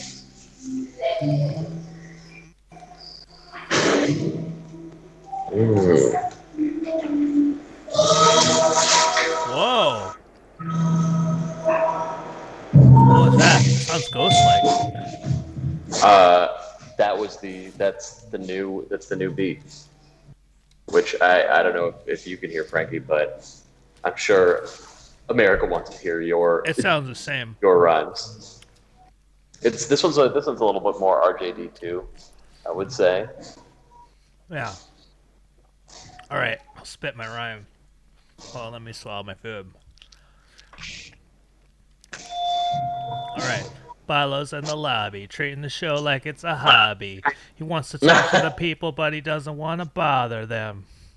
Lowell is approaching, says ice cream cone. Bilo's all alone, by himself in the hotel. Will he find a hoe to yell at, to talk to, on the show? Wait, where's the music? I lost my music for my beat. Lowell is approaching the door with your food. I think I see Lowell. Is it going to be good? What restaurant did ice cream cone pick? Don't be a dick. Tip that guy and tip the lady at the desk. This is terrible. Oh, look at this. DoorDash? Yeah. Wait, interview. Okay. Oh my God. Amazing. Uh-oh. We're losing Bilo now. Thank you for this. Look at this.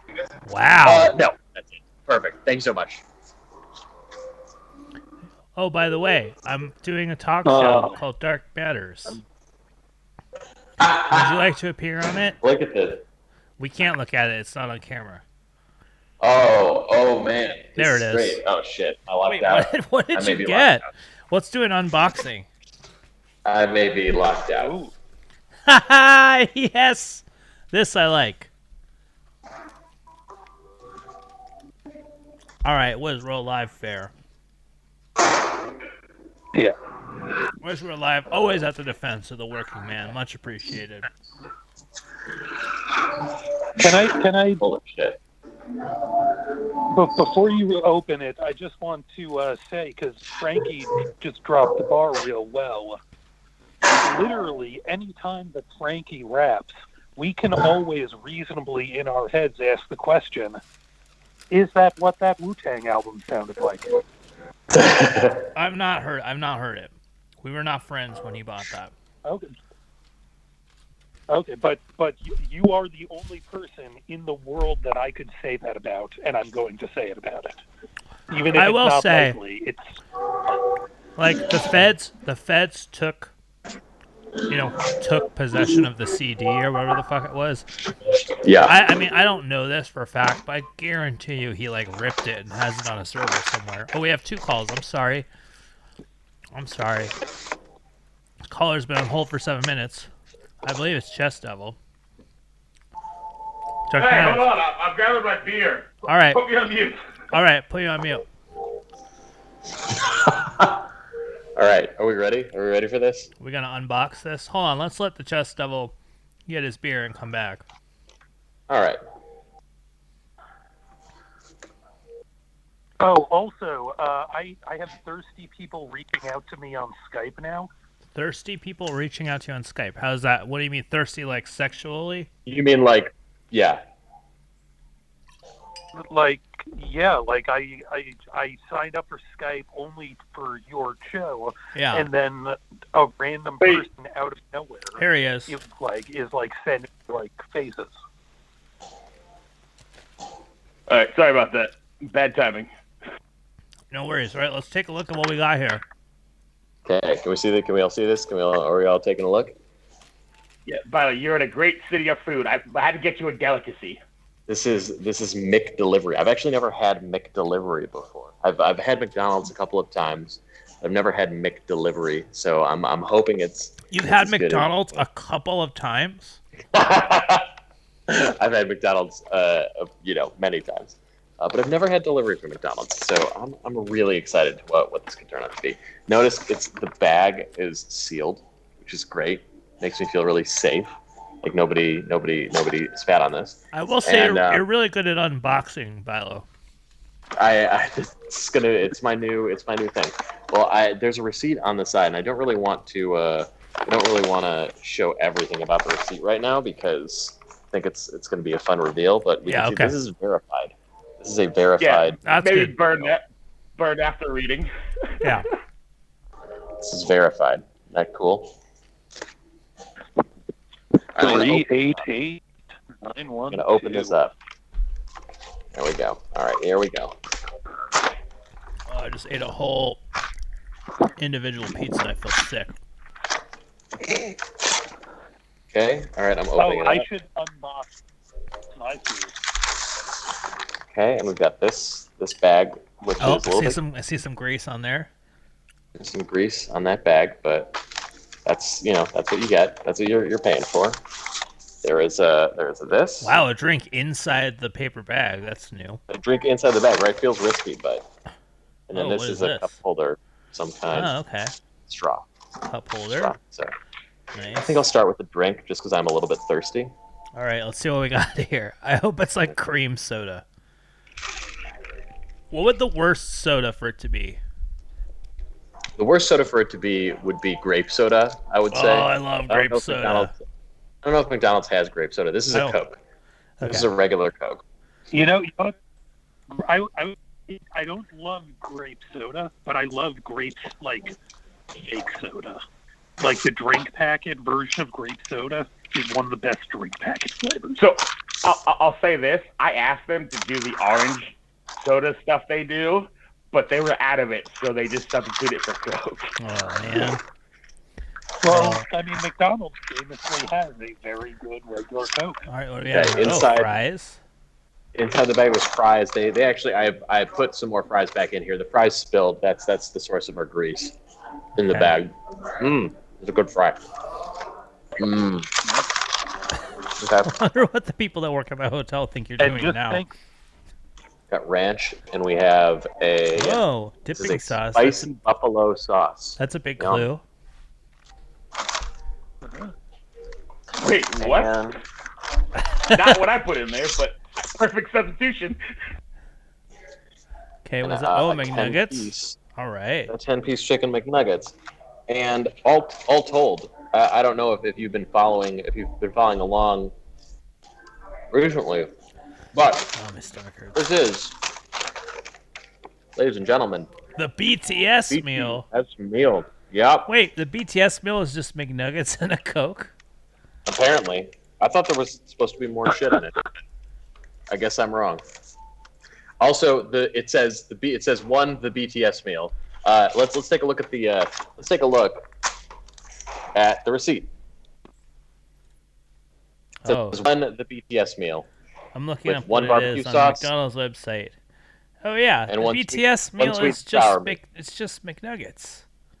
But it has one barbecue sauce and one sweet and sour sauce. I got a buffalo sauce and ranch. Oh wait, no, you're supposed to get. Hold on, you're supposed to get a 10-piece McNuggets. You're supposed to get a Cajun and sweet chili sauce. Is what you're supposed to get. Yeah, well, I didn't get that. I got a buffalo and a ranch sauce. That's lame. Wait, so the BTS meal is say- just sauce? BTS meal is apparently a specific set of sauces. I'm gonna try these sauces, but I'll be honest. I'm a little unhappy with McDonald's right now. I'm a little unhappy with McDonald's. Should I buy the BTS / McDonald's phone case? No, you should buy the John Starks McDonald's phone. It's a pretty good. I'm gonna that's buy a that pretty gold John Starks jersey. buffalo sauce. Can you buy a custom case that says "I'm about to win an Emmy for Barry season 3"? Oh God, for a TV show that has not been shot yet. Yeah. Let's focus on guys. I got sent from NBC Universal. They sent me a social media kit for me to do my own.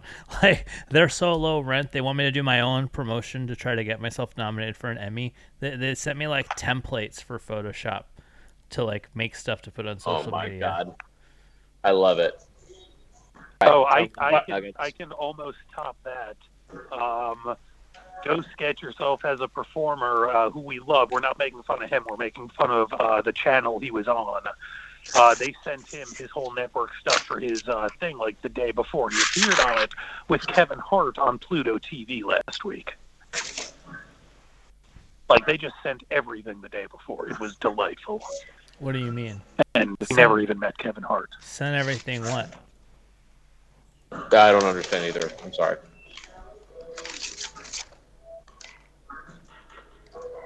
But by the way, how's that authentic Chicago food?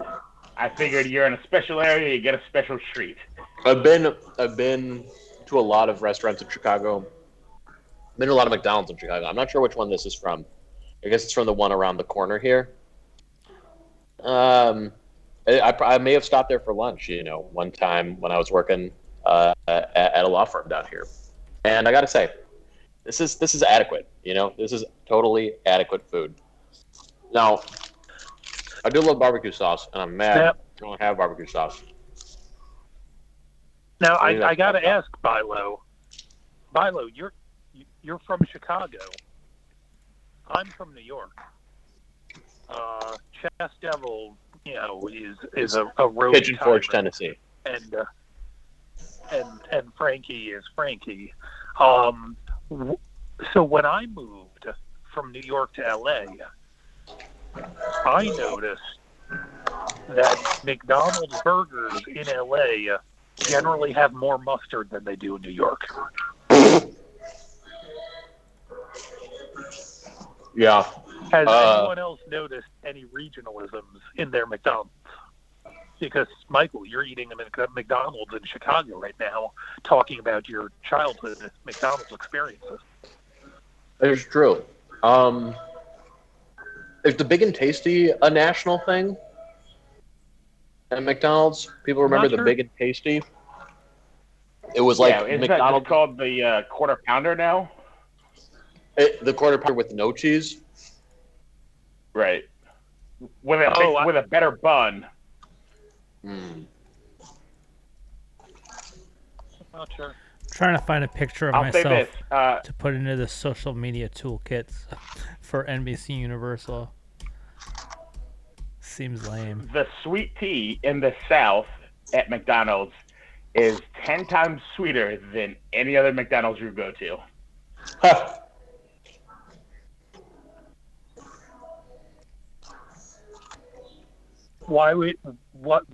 how does sweet tea complement a McDonald's meal compared to a soda?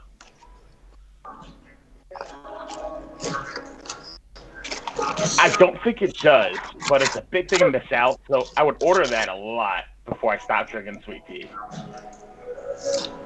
Because, like, I guess I'm so used to it being a Diet Coke that I'm not used to adding extra sugar to my meal, and sweet tea just feels like so much sugar.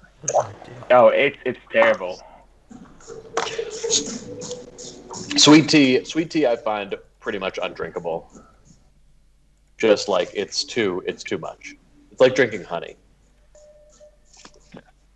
You wanted to talk about those drink packets I mentioned earlier. Sometimes I'll get like the Snapple drink packets, and those taste legitimately like just a good Diet Snapple or a Diet Peach Snapple. Are you saying you just pour like the drink packet on your tongue as if it were Pop Rocks? All right, No, guys, I pour them into like a bottle of like Gatorade or something. Okay, well, that's like a bottle of water. Here's my Emmy. I've just used the Universal Studios official Emmy image creation thingamabob. Here's what I got for you. Yes. Oh my God. I just found it. I just used an old photo of myself. Here we go. Somebody spent a lot of money. Yep. Here we go. You've shown us this photo before. This is me at a mustache competition where I was not entered in the competition, but I had a mustache in solidarity. Why? All my friends that were all going as a group to the mustache competition. And I was like, well, my mustache sucks. I'm just going to be the hype man for all my friends' awesome mustaches. So that was my job, and I had suspenders on. So they have a tool, and all they did was put this thing at the bottom of my photo. I don't understand what I'm supposed to do with it. But thank you guys for your Emmy consideration. Anybody in the picture editorial group who might be tuning into the Twitch right now would really appreciate the vote, the nomination vote. Anybody in the picture editorial peer group? Why wouldn't you vote for Frankie? Why wouldn't you? Because there's like 400 people whose names are on there, and you probably know a lot of them.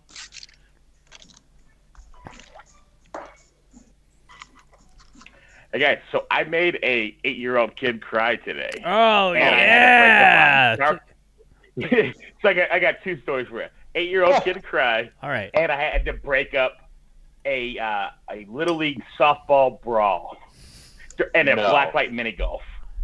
Yes. Beef Trapeze with a question here. Would you ever beat someone up in a wheelchair if it was a completely justifiable situation? Yeah, of course. If they were being an asshole, yeah, of course I would. No, you wouldn't. Yeah, I would.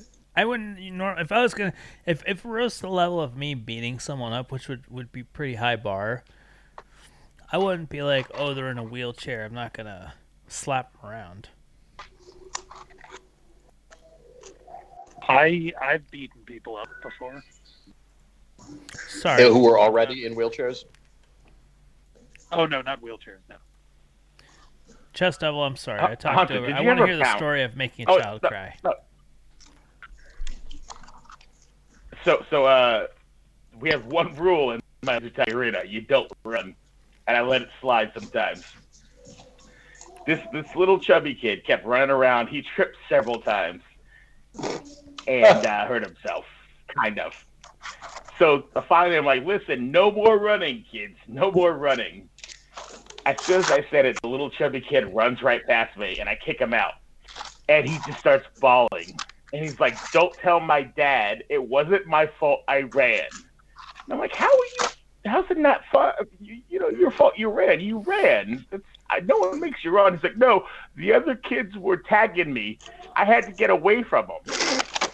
And I told him, sorry, buddy. That's just the rules of the league. He was sobbing. He was so scared that I would tell his dad after the fact. That's sad. Oh, you made that. Sorry, I thought you beat him up, but it makes more sense. Yeah. I was waiting for you to beat up a 9-year-old. But no, you just made him cry. which is still good. It's yeah, still just good. made him cry. Hey, Bilo, should we call your dad since it's officially Father's Day there? Absolutely not. It's been officially Father's Day for an hour and 45 minutes. My dad's in Sacramento with my older brother right now, so he,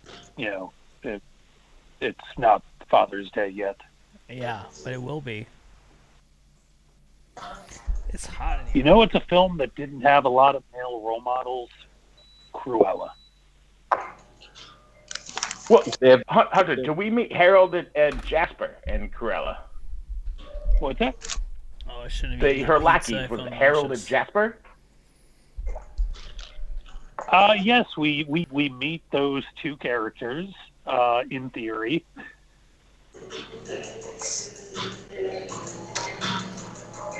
I'm just really excited to be a part of the discourse on Cruella. Yeah, well, I mean, you walk into an empty room. Was not empty. Do you think beef trapeze? Another great question. Do you think chimpanzees should be allowed to smoke cigarettes? I think they could. I think if you can get them to understand the risks of smoking cigarettes, then yes.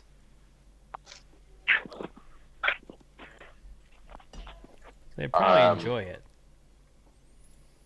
Yeah, I mean, people seem to. I don't get it. It makes me feel like I'm gonna die. Yeah. But not like this in like a slow death. It makes me feel like my heart is going to explode out of my chest.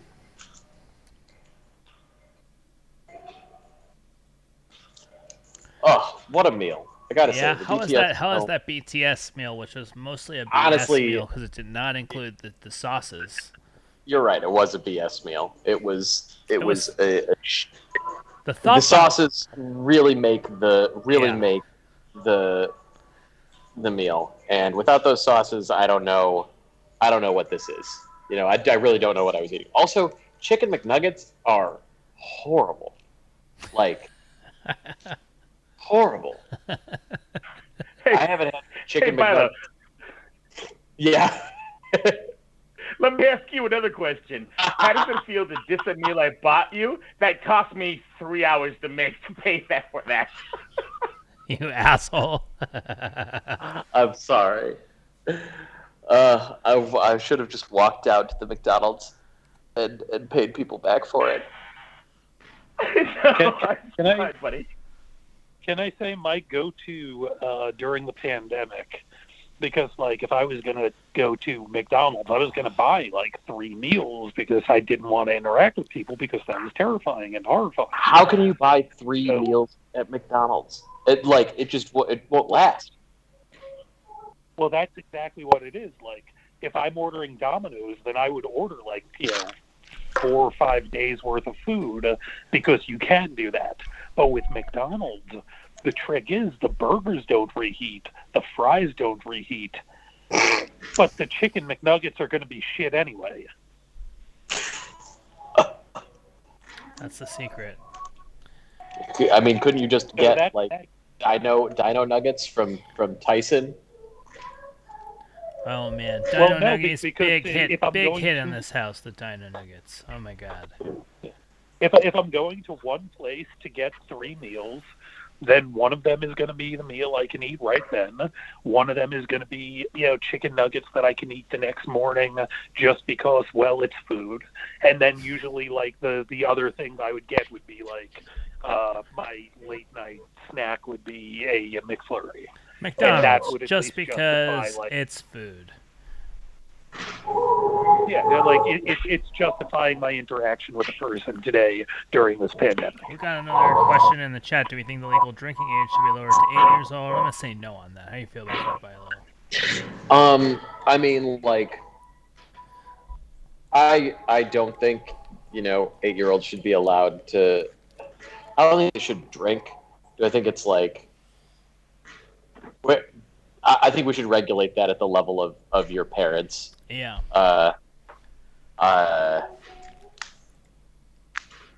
Let's do we need to criminalize it? Like, what do you do to an 8-year-old who tries to buy booze right now? You just don't sell it to them, I guess. You just ask them where their parents are, and then you call CPS. I was drinking wine last night, and I almost let Oscar try it just because he would have, I would have let him just taste it, and he would have gone, he would have freaked out. And I thought it would have been funny, but it didn't happen. I didn't actually do it. I mean, isn't there that Jewish thing where everyone like takes a sip of wine every morning at Saturday Temple? No, that would be a Christian thing. No. That's Catholic. That's Catholicism. No, my Jew, and we were conservative Jews. Like we absolutely had with our and all that. We always had wine. They will often give out little cups of wine at the Jewish services too, because you do say the blessing. You do kiddush, which is a blessing over the wine. Yes. Yes. Exactly. That is relatively normal. Frankie is putting another video of himself up at the same time. I've got 2 cameras because I've got my computer camera. I'm just gonna put me on both sides. So here's a serious answer. You're wearing a Son of Zorn shirt. I love that. Well, I only wear shirts that I get for free. Here I am. Wait, who is talking? We should regulate drinking. Should we lower the drinking age to 8 years old? 18? I think 18 for sure. 18. No. You should regulate it to your past family alcoholism. If your past family has a history of alcoholism, then you should not actually be able to drink. Otherwise, Chest Devil would not be a drunk now. Yeah. That's probably true.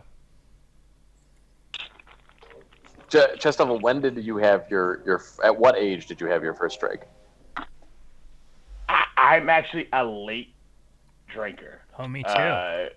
Probably I started drinking around 27 years old. Oh, you're later. 27? Wow, that's later than me. I didn't start drinking until I was 24. Yeah. So you got me beat by a few years there. Wow. I thought I was a nerd for not drinking until I was 18. I also was not until 18. I tripped over Spike Lee the first time I drank. That's a pretty good story. Well, okay. I did drink when I was younger at a party or two. Like one time we kind of towards graduation, I got really drunk and we had this suite in one of our hotels here, and I fell and broke the chair. I had to get Gorilla Glue to fix the chair the next day. But other than that, I really didn't drink much until I moved back to Nashville, and then shit went downhill. Right, so that was after you did New York and LA. No. Well, yeah. Okay, so I've been between Central Florida, Nashville, Pigeon Forge most of my life, and then there were the couple of years where I was out towards. When I moved down and got my other job back in Nashville is when I started drinking heavily.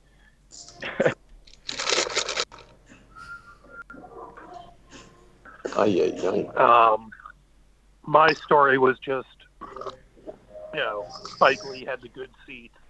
We had decent seats. But what's the great equalizer? Rain. There was a massive rain delay in the old Yankee Stadium before they had private suites everywhere. And so Spike Lee and Hunter on his first 2 drinks were both in the same place, and Hunter had to react to them. Oh, listen to this track. It's a very good. It's a great track, and it was a great Coca-Cola included in that that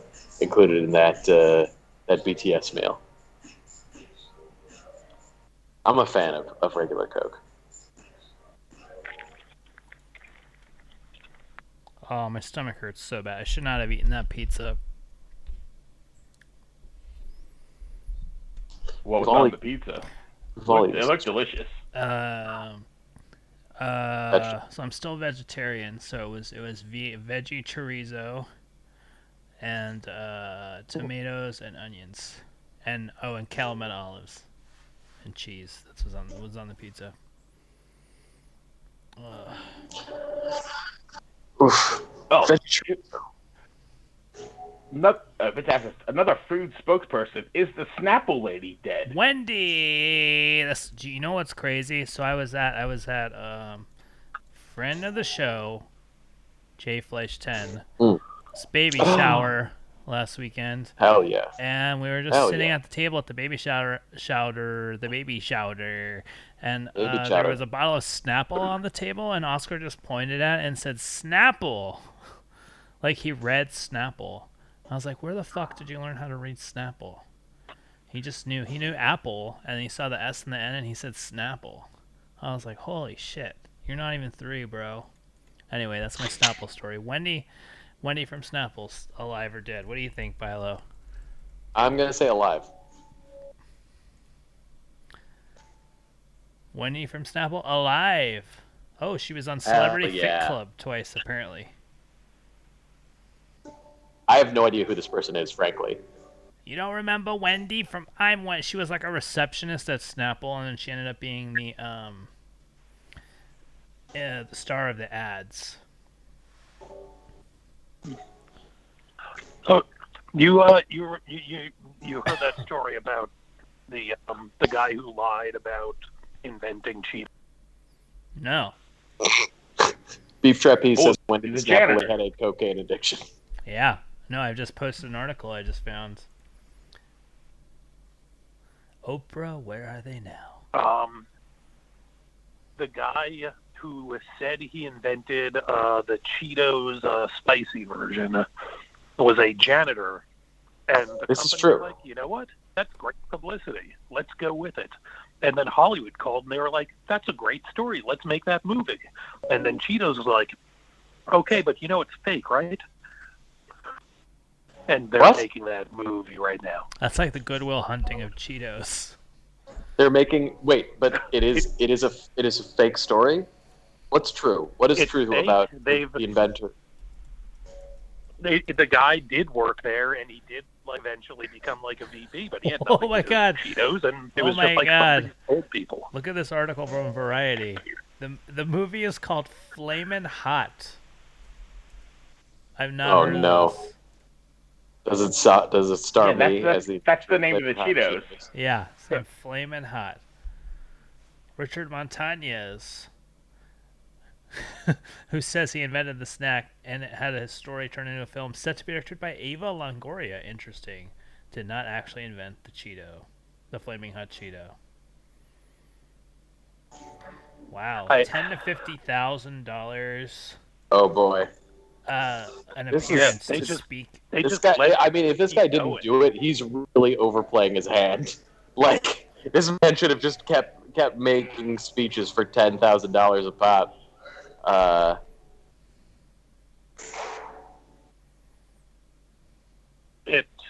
Yeah.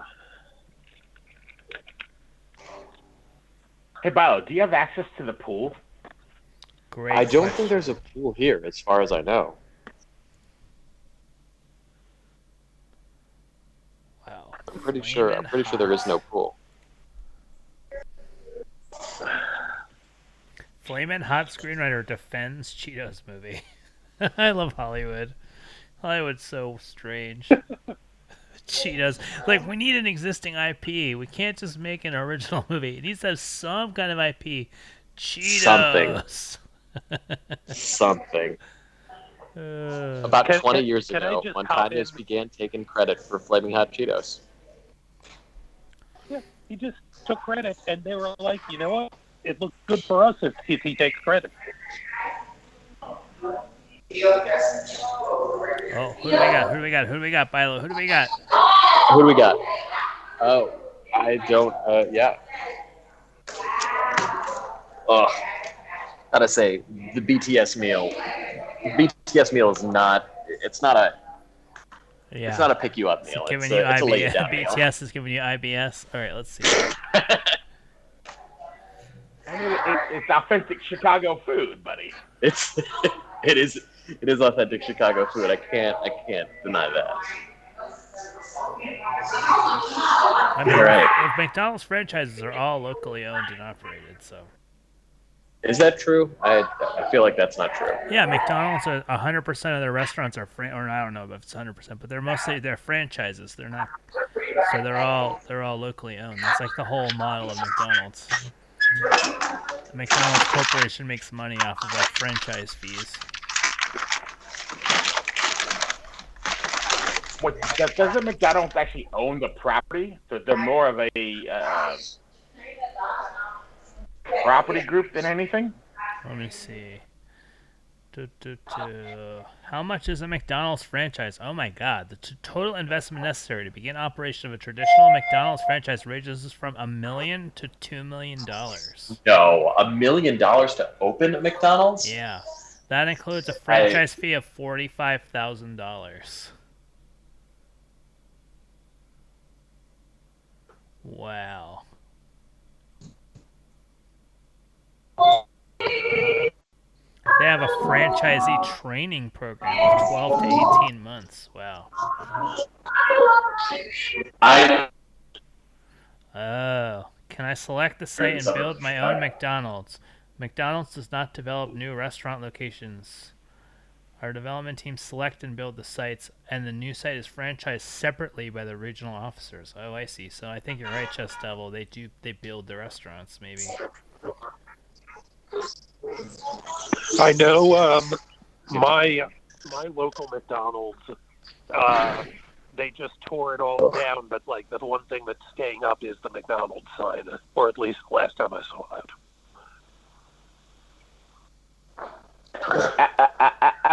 Do you guys mostly have McDonald's where you have to order on the screens?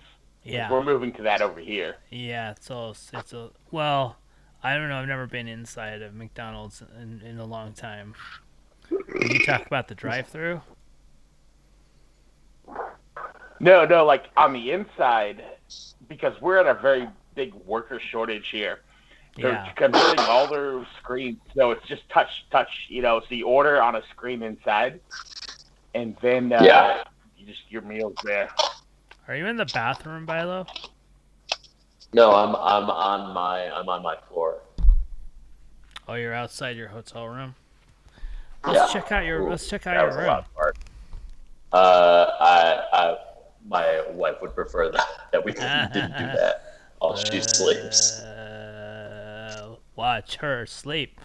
Watch her sleep. I should apply for McDonald's franchise. Apparently you need $500,000 in liquid assets, so that's a no from me, dog.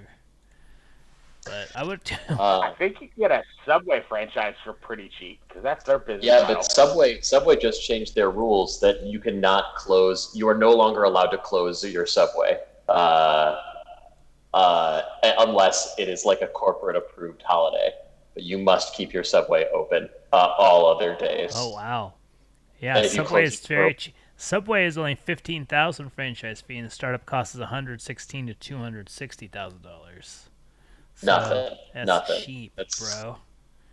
It's just the cost of that oven that pumps out that disgusting bread smell. Subway restaurant on average generates $417,000 in sales annually. Wow. I have a weird question because when my family went to vacation in the Northeast in 1998, I remember it because it was the All-Star break of the 1998 season, and Ken Griffey Jr. Had won the home run derby at Coors Field. That's right, Wiz World Live. I connect everything in my life to either baseball or movies. We went and we did the Ben and Jerry's tour, and they talked about the franchising and starting up. And so I'd be curious what a Ben and Jerry's franchise would be, because much less every corner, the way McDonald's and Subway are. Yeah, let's see. Baskin Robbins, open a franchise, Ben and Jerry's. We're just seeing what. Did you guys hear about the chain Burger Ream, the Israeli burger chain, and how that's a huge scam? Yes. It is a scam? Yeah, it's not. It's a scam. I mean, they sell burgers, but it's apparently like the whole. They basically were designed to just take franchise fees from owners and then not support them at all and run away with all the money. I mean, my thing was like, it's very hard to make a good kosher burger. Is it? I mean, unless you put like bacon in your burger? Well, I mean that obviously, but they would sell the Burger King had cheese on their burgers. It wasn't kosher. That's the question though. I never went there because I assumed that a Israeli or Jewish-based burger joint would be kosher, and the fact that I didn't know that's on them, not on me. All right. Ben and Jerry's franchise fee $37,000. Doable. This is doable. Yeah. We just take a little bit of money out of Frankie's house after he refinances. We do a little cash out. We'll cash out from my house and open a Ben and Jerry's. Open a Ben and Jerry's. Startup minimum net worth of $350,000, so that's a no. But it says the startup costs are $200,000 to $500,000 pretty good for an ice cream shop. Now, hear me out. What if we have a space? It's open right in front of what could be a multi-purpose center. You could do comedy there. You could fit an airplane in there. A Ben and Jerry's franchise with like a comedy theater in the back, dude. You get a bunch of high comedians in the in a theater attached to a Ben and Jerry's. There's all your sales right there. Have UCB Sunset put a Ben and Jerry's, a weed shop, and a coffee shop. Oh my god! And I don't know what's the third thing you put in there. We gotta call the guy that owns UCB Sunset and pitch this to him. Because let's be honest, he's not selling that building anytime soon. Nobody's buying that building. No. You can fit a fucking airplane in there. That's a problem. That's what makes it a great comedy venue, Hunty. I wonder if he would rent it to us for like $1,000. No, he wouldn't. Okay, so here's a real thing that I've been talking about because we're on After the Matters. Yeah, of course. Ghost Get Yourself's already started having this conversation. We're obviously the theater is eventually going to exist one day, and we're going to go back to it. I mean, that's assuming Miles gets his shit together, which is a big assumption.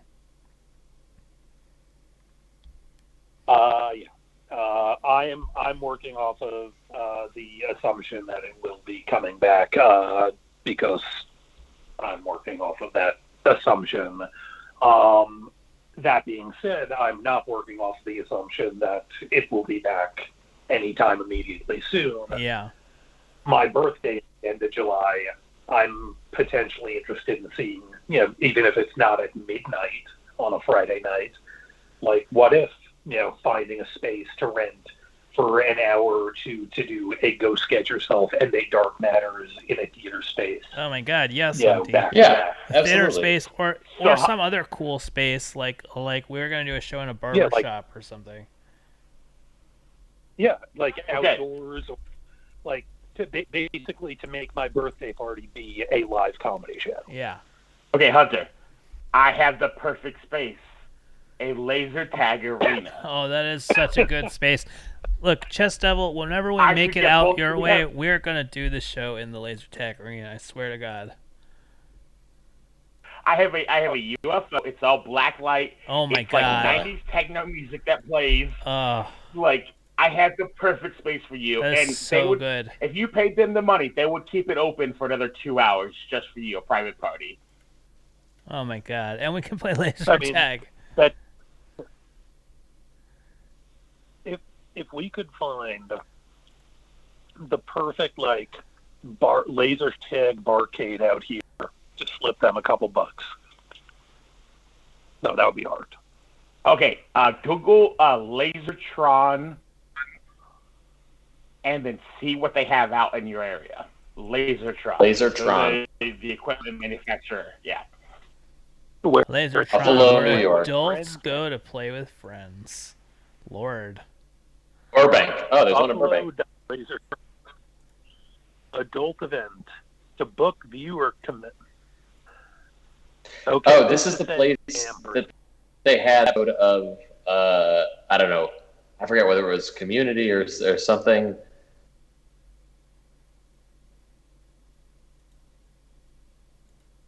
It was like a recent TV show. I'm only finding one that's in New York. Are you on a different one? I looked up Lasertron Los Angeles, and there is Burbank Lasertron indoor laser tag. That's what showed up for me. Okay. Wait, is this Lasertron connected to? Oh, it's the go-karting facility. Yes, I'm go-karting there. So here's the deal. That's the company that makes the laser tag. You have to contact the company that actually runs the area. Right. Oh. What about the God. Jungle Zone in Glendale? Oh my God. You ever been there? Right off of Glendale Boulevard. I don't think I have. Hair salon in Silver Lake.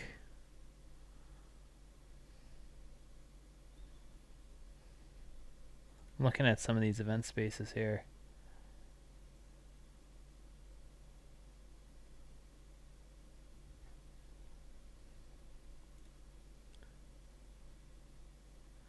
Oh my God, look at this. Look at this hair salon in Silver Lake that we could rent.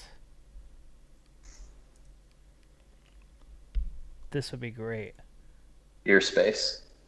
Hair salon. Let's see. Where is this? Look, it's got like an Egyptian theme. It's kind of cool. It does have an Egyptian theme.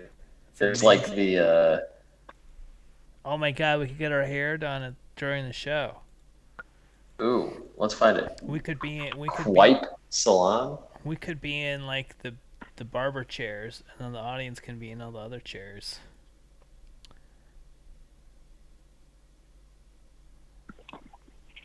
Oh, interesting. So it is like a. One of you.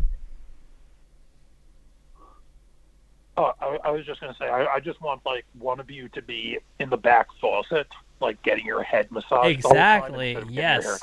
Yes, Hunty. Yes. Brother Wags, this is dark. This is after the matters, Brother Wags. You've been in my thoughts. I hope things are going well there in Arizona. Yeah. We're looking at venues to do a live show in that are weird, like a wishing your mom and your aunt well.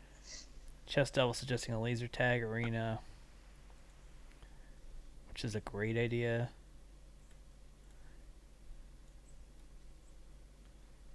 I mean, next door to that laser tag arena is a go-kart arena where if we could just say, hey, just let us stand in the middle of the go-kart thing and say things to each other.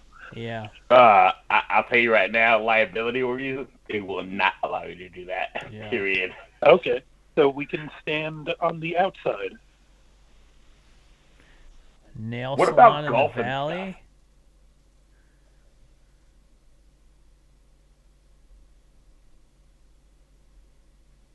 I wonder if we know. Do we know anybody that like runs a store or something?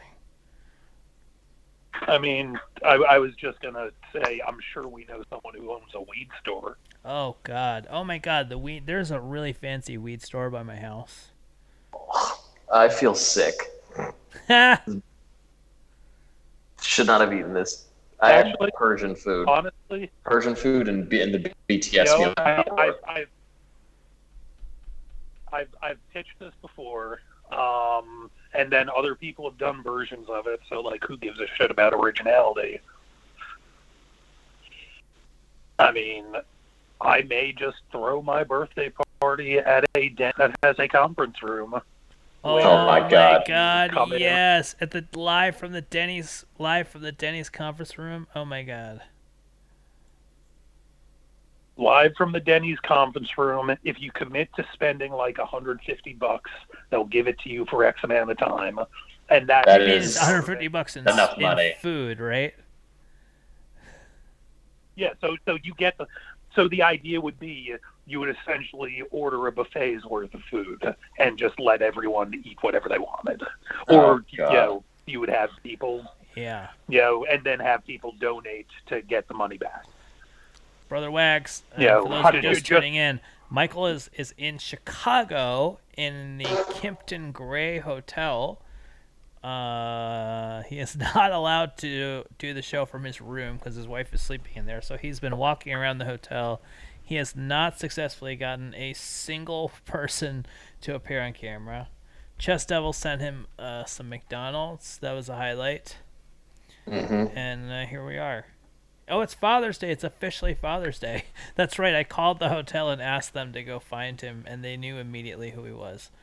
It's officially Father's Day. It's my day today. It's your day. You're a father. Shout out to me and all the other dads out there. Yeah, shout out to... Well, all the good dads. We're not talking about the shitty dads. We're not talking about the James R. Blackburns of the world. Oh Hey, yeah, and I told the let me ask you a story of question. when my brother held a gun to my birth dad, and got a free boat and car from his safety deposit box. That was a good story. So, say a certain personality on your After the Matter show has a child that they've never met and are not allowed to meet because of circumstances, nothing illegal. Would they be considered a shitty dad on Father's Day? So this person is not allowed to meet the child. At the mother's request. And what is I saw this episode of Taxi. Yeah. Why is it? Okay, so I hooked up with my dad's best friend's daughter. Wow. And this is getting we real dated. Steve Wilkos show right here. Yeah. So we were hooking it up for several months. I was the manstress. So I was the she was still married at the time, but she had a partner she was cheating on. Right. Then I became the manstress of the mistress. All right. Anyway, I knocked her up on the opening night of the last Harry Potter movie. All right. We broke up like a couple weeks later. Okay. But I go back home. We go back to Nashville after that and find out she's pregnant.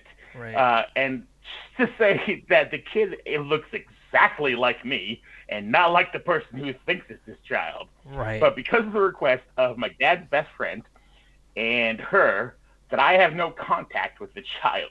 Am I a shitty father for that? No. Here's what I'll tell you though, being an adopted person and this, so there will come a time, like basically everybody's going to be on these internet genealogy sites.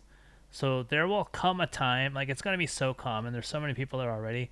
Like this kid is going to find out at some point. Yep. It's just going to happen. It'll probably be, later when he's an adult.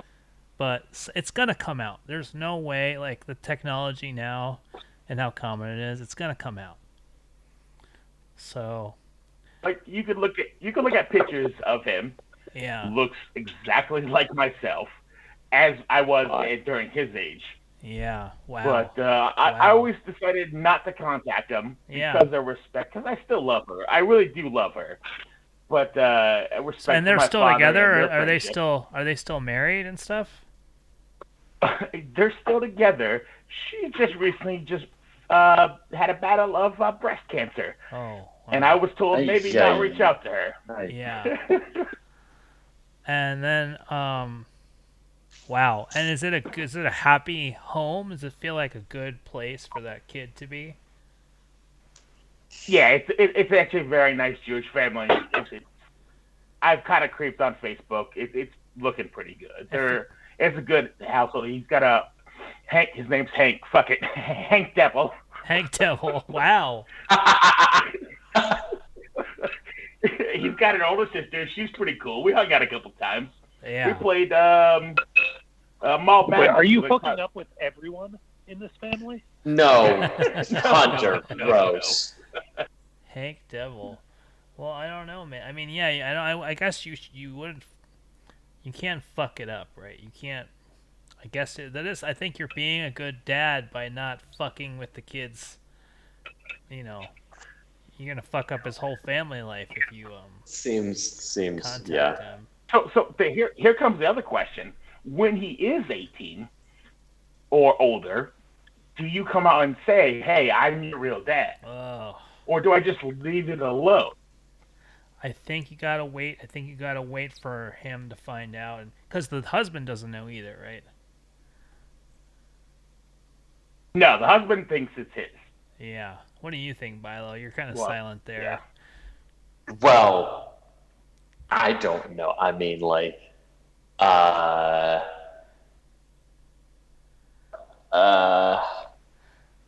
tell I you don't this: know. he's gonna find out. It's gonna happen. Like, everybody is going on. Like, my wife found her brother.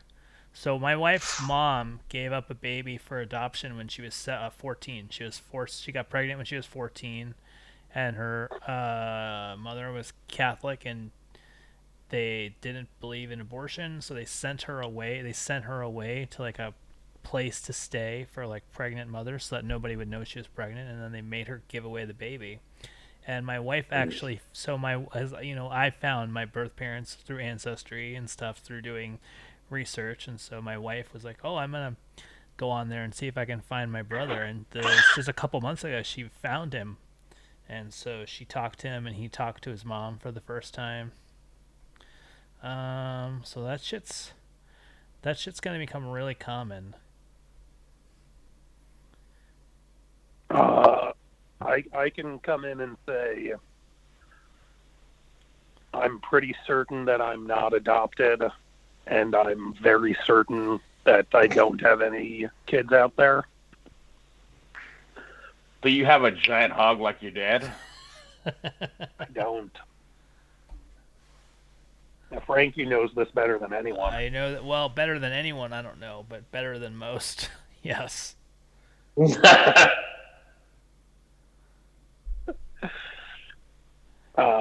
No, I've seen Hunter's penis 3 times. Yeah, That's high. Yeah. One time before Hunter and I were even friends. Was that at the Darth Vader show? Yes, that's right. Yeah, we don't talk about the Darth Vader shit. Yeah, I don't even know what. I honestly didn't even see what your bit was, Hunter. I was just backstage. It wasn't. Yeah. It wasn't even my bit. It was a bit I agreed to be a part of and wasn't. Yeah, I didn't see it. All I saw was you with a Darth Vader mask on. You didn't see it. What? Yeah, no, it was a nightmarish show that I was excited to be a part of until I realized it was a nightmarish show. Yeah. And that one happened to be the bad one. Yeah. Yeah. Was that the one? But, was that the one where Kirby ate cake out of what's her face's vagina? Oh yeah. No, that was a different. Oh, okay. That was that was the last. What's his face? That fucking monster, Cale Hartman, ever performed at the Pack Theater. Oh God! All right. At UCB. That was the last time they ever did the milk sketch. Yeah. No, they had at back in the great days of Mike Still. Great days. What a guy! They had Celebrity Barf Machine all the time, and they brought back, because I guess it was the 10-year anniversary, the Dirtiest sketch show. Yeah. And that was the one where I got my ass eaten out. Yeah. Is that not the Darth Vader one? What? Wait, what? Is that not the one I was at? I think I was in both of those. I think you were always around, but I will say there's there was one celebrity barf machine bit that I did that actually made it into the Tony the Wonder Llama franchise. Oh my god. Too much. But, no, I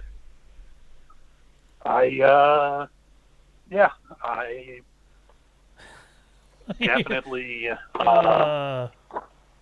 But it's funny because by the time I was at the Pack Theater, I was basically doing parodies of Pack Theater shows. Yeah. I was in a Human Centipede. That was my bit. I was the back end of a Human Centipede. It's funny. Yeah. I had one bit that was I was Kevin Bacon slicing off my own dick. I remember that because he wanted to get circumcised for Holly Hunter, who's Jewish or something like that.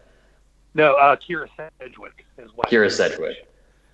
That's right. And so I had a professional makeup artist make a professional dick, and then it was glued to the tip of my penis so that you could see the actual balls, and it looked completely real. And then I took a real box cutter and sliced it open. Gosh. Welcome to After the Matters, the official Dark Matters after show. show. This is very after. This is the most. Look at what we found out in the last 10 minutes. We found out that Chess Devil has a son he's not allowed to contact, and then we're talking about a hunter slicing off a fake foreskin at a live show. It's a lot. The revelations keep coming. Bilo, what's your revelation? I don't know. I hope to God I don't have any kids. I don't think I do. Oh, you mean no one's? Yeah. No one's ever contacted me, letting me know that like I have a son or daughter who is at least at this point 4 years old. Yeah. Do you know like everyone who would be on that list? Like, because I can tell you, like, these are the X amount of people I've ever, been involved with. I know none of them have popped out.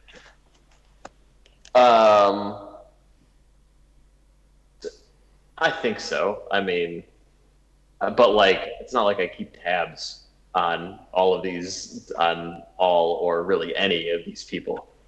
I'm responsible for some children existing in the world. But they don't come from my sperm, but they wouldn't exist if it wasn't for me. I'm not talking about my kids.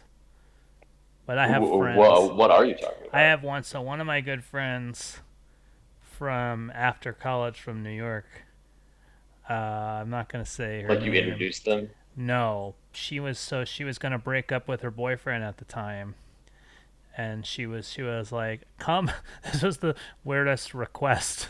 My friend was like, I'm going to break up with this guy. Will you come hang out with us as a threesome so that when I break up with him and he leaves, I'll have somebody to hang out with so I won't be sad. And I was like, well, that's an awful request. I'm totally down. So then we got there and I was like hanging out with the guy and she left to go to the bathroom and I was just talking to him and I was like, I really like this guy. So my friend was kind of crazy, and I was like, this guy seems to really like her, and I think he'd be really good for her. So she came back from the bathroom. He went to the bathroom, and she was like, what do you think? I was like, I think you should stick with him. He seems really nice, and he seems to really like you. And they have a child now. So she was going to break up with him. Now they're married, and they have a child. Not bad. Yeah. Not bad. Then some other woman I was dating when I was in my, like, mid-20s. I was dating her, and it was very obvious that her male roommate she was living with was, like, in love with her. And it's because every time I was there, you could just get that vibe from him. Like, it was just like he was just getting his nuts crushed every time that some other guy was with her. And, like, she broke up with me, and, like, during the conversation with her, I was like, I think your roommate is, like, in love with you, and you should date your roommate. And now they're married. They have 2 kids. Boom. I'm just saying. Boom. That's 3 children that are not mine. That you brought into the world. Definitely at least one. At least the first one is 100% me because I prevented the breakup. So that's 100% mine. I take credit for 100%. I will say, hopefully, hopefully this turns into me helping my friend fall in love forever. But someone who I used to be very interested in and very close to, although, it never, went that way, and we just, retained a good friendship. Now I have a friend asking me for all the advice on how to woo this person. And you know what? I would like my friend to woo this person because I like both of these people. Well, I hope you can Cyrano that and make that happen. Chess Devil, you still there? You're awfully quiet after your big revelation. Yeah, no, there was more, but I was letting you guys chat. Yeah. You want to know how I found out she was pregnant? Please. Yeah. So I'm at work, and so we've already broken up. And my father, your biological father's best friend, best friend, yeah. He texts me, and he goes, Mazel tov. And I go, what do you mean Mazel tov? He's like, no. She just had the baby. Mazel tov. That's really funny. Oh my god. And he sends me the pictures, and then I'm in the middle of work. I'm in my data center, and I go up to my roommate and my boss, and I'm like, hey, man, we got to talk. And we did the math. Like, that's how I know I knocked her up on the premiere of the second Harry Potter movie. Right, so you know the exact day. Literally, yeah. It's like, I know what we did that night before we went and saw the movie. I'm like, oh, shit. It took her, I'm trying to find the text for you guys. I tried to reach out to her, and I think it was 6 months before she answered it. And she was like, no, it's not yours. I don't think. Oh, We wow. had more of a conversation. I'm trying to find the whole conversation. Wow. Oh my god. That's incredible. I'm so exhausted, and I gotta say, I feel ill from that BTS meal. But I can't Good. sleep. I feel ill I can't too, sleep. What can I do? I ate that whole pizza I should have eaten. You know what you would feel even more sick if you had, though? Morning sickness. Yeah, that's right. Or a child. Nice. Did you know that morning sickness is just all day? It's not. It doesn't just happen. I did not know that. Yeah, morning sickness is just sickness.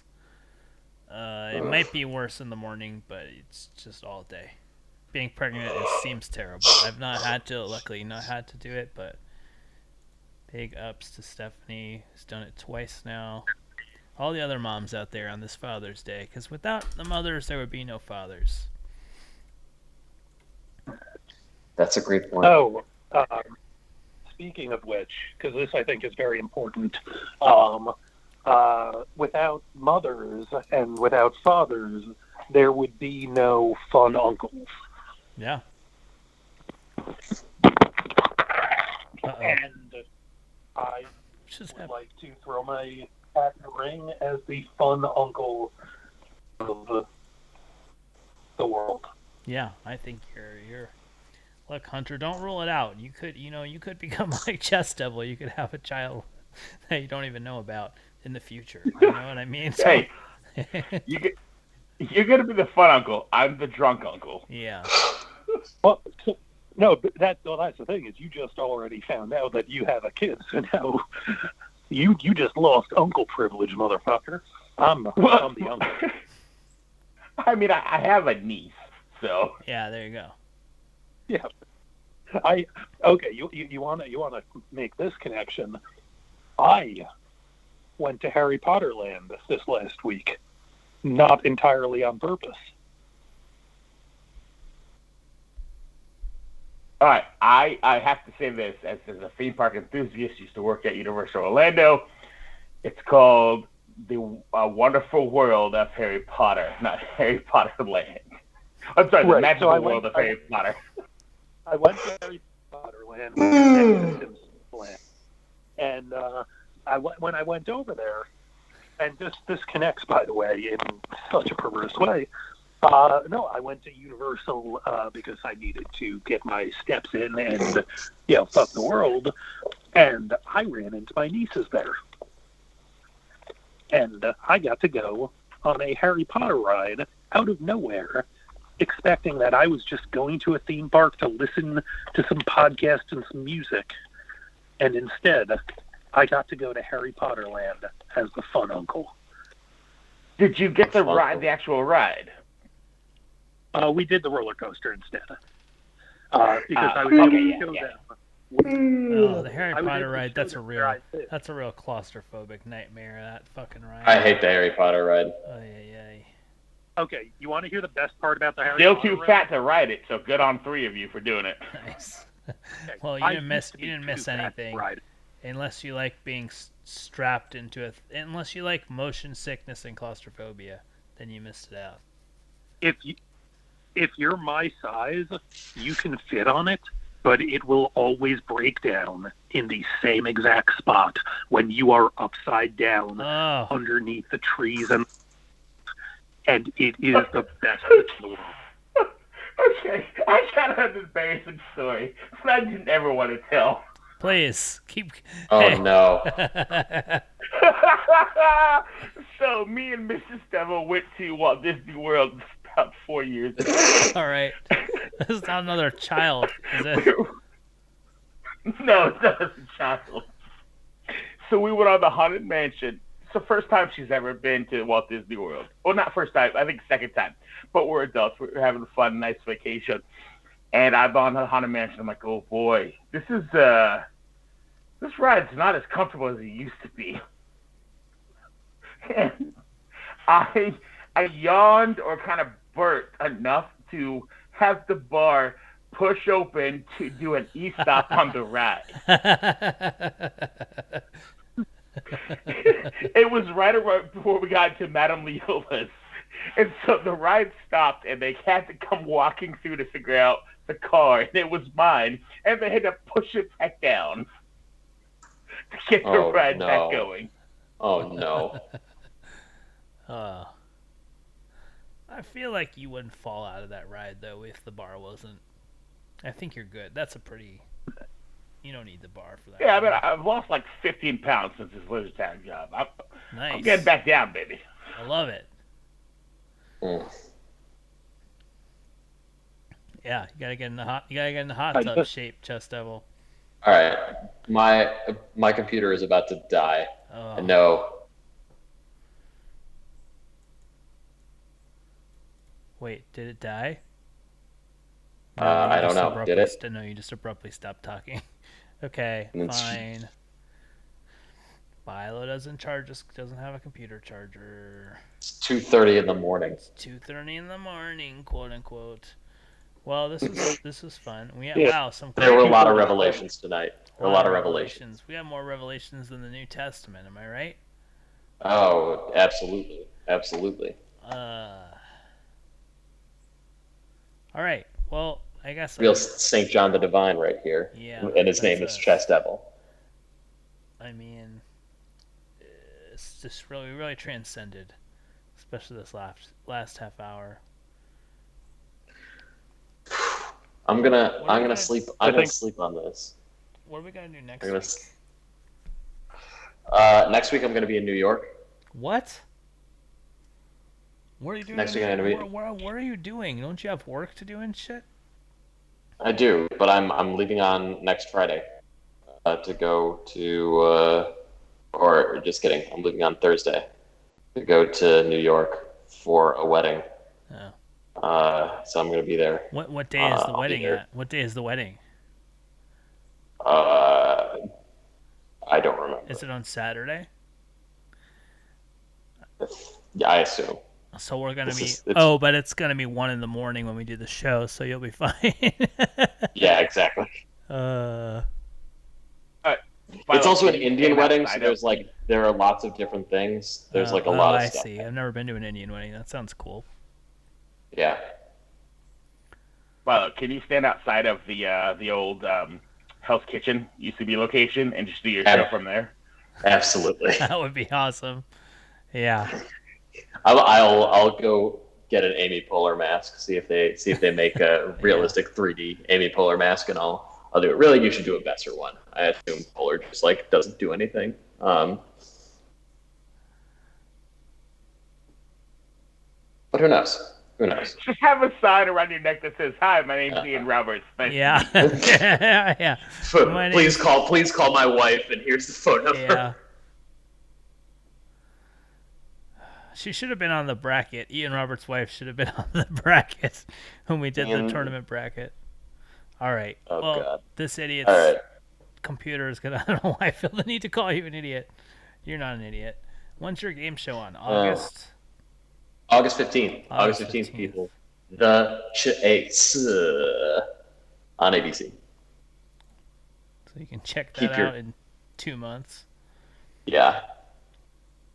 I'm trying to time it. It's going to be Game 7 of the NBA Finals, where 2 teams with no non-injured players. It's just they'll recruit people off the street in their G League affiliate, play each other, and then it's going to be us. And then it'll be me. All right. I'm into it. All right, guys. Well, this has been Dark Matters. Matters. All right. Good night, everybody. Good night.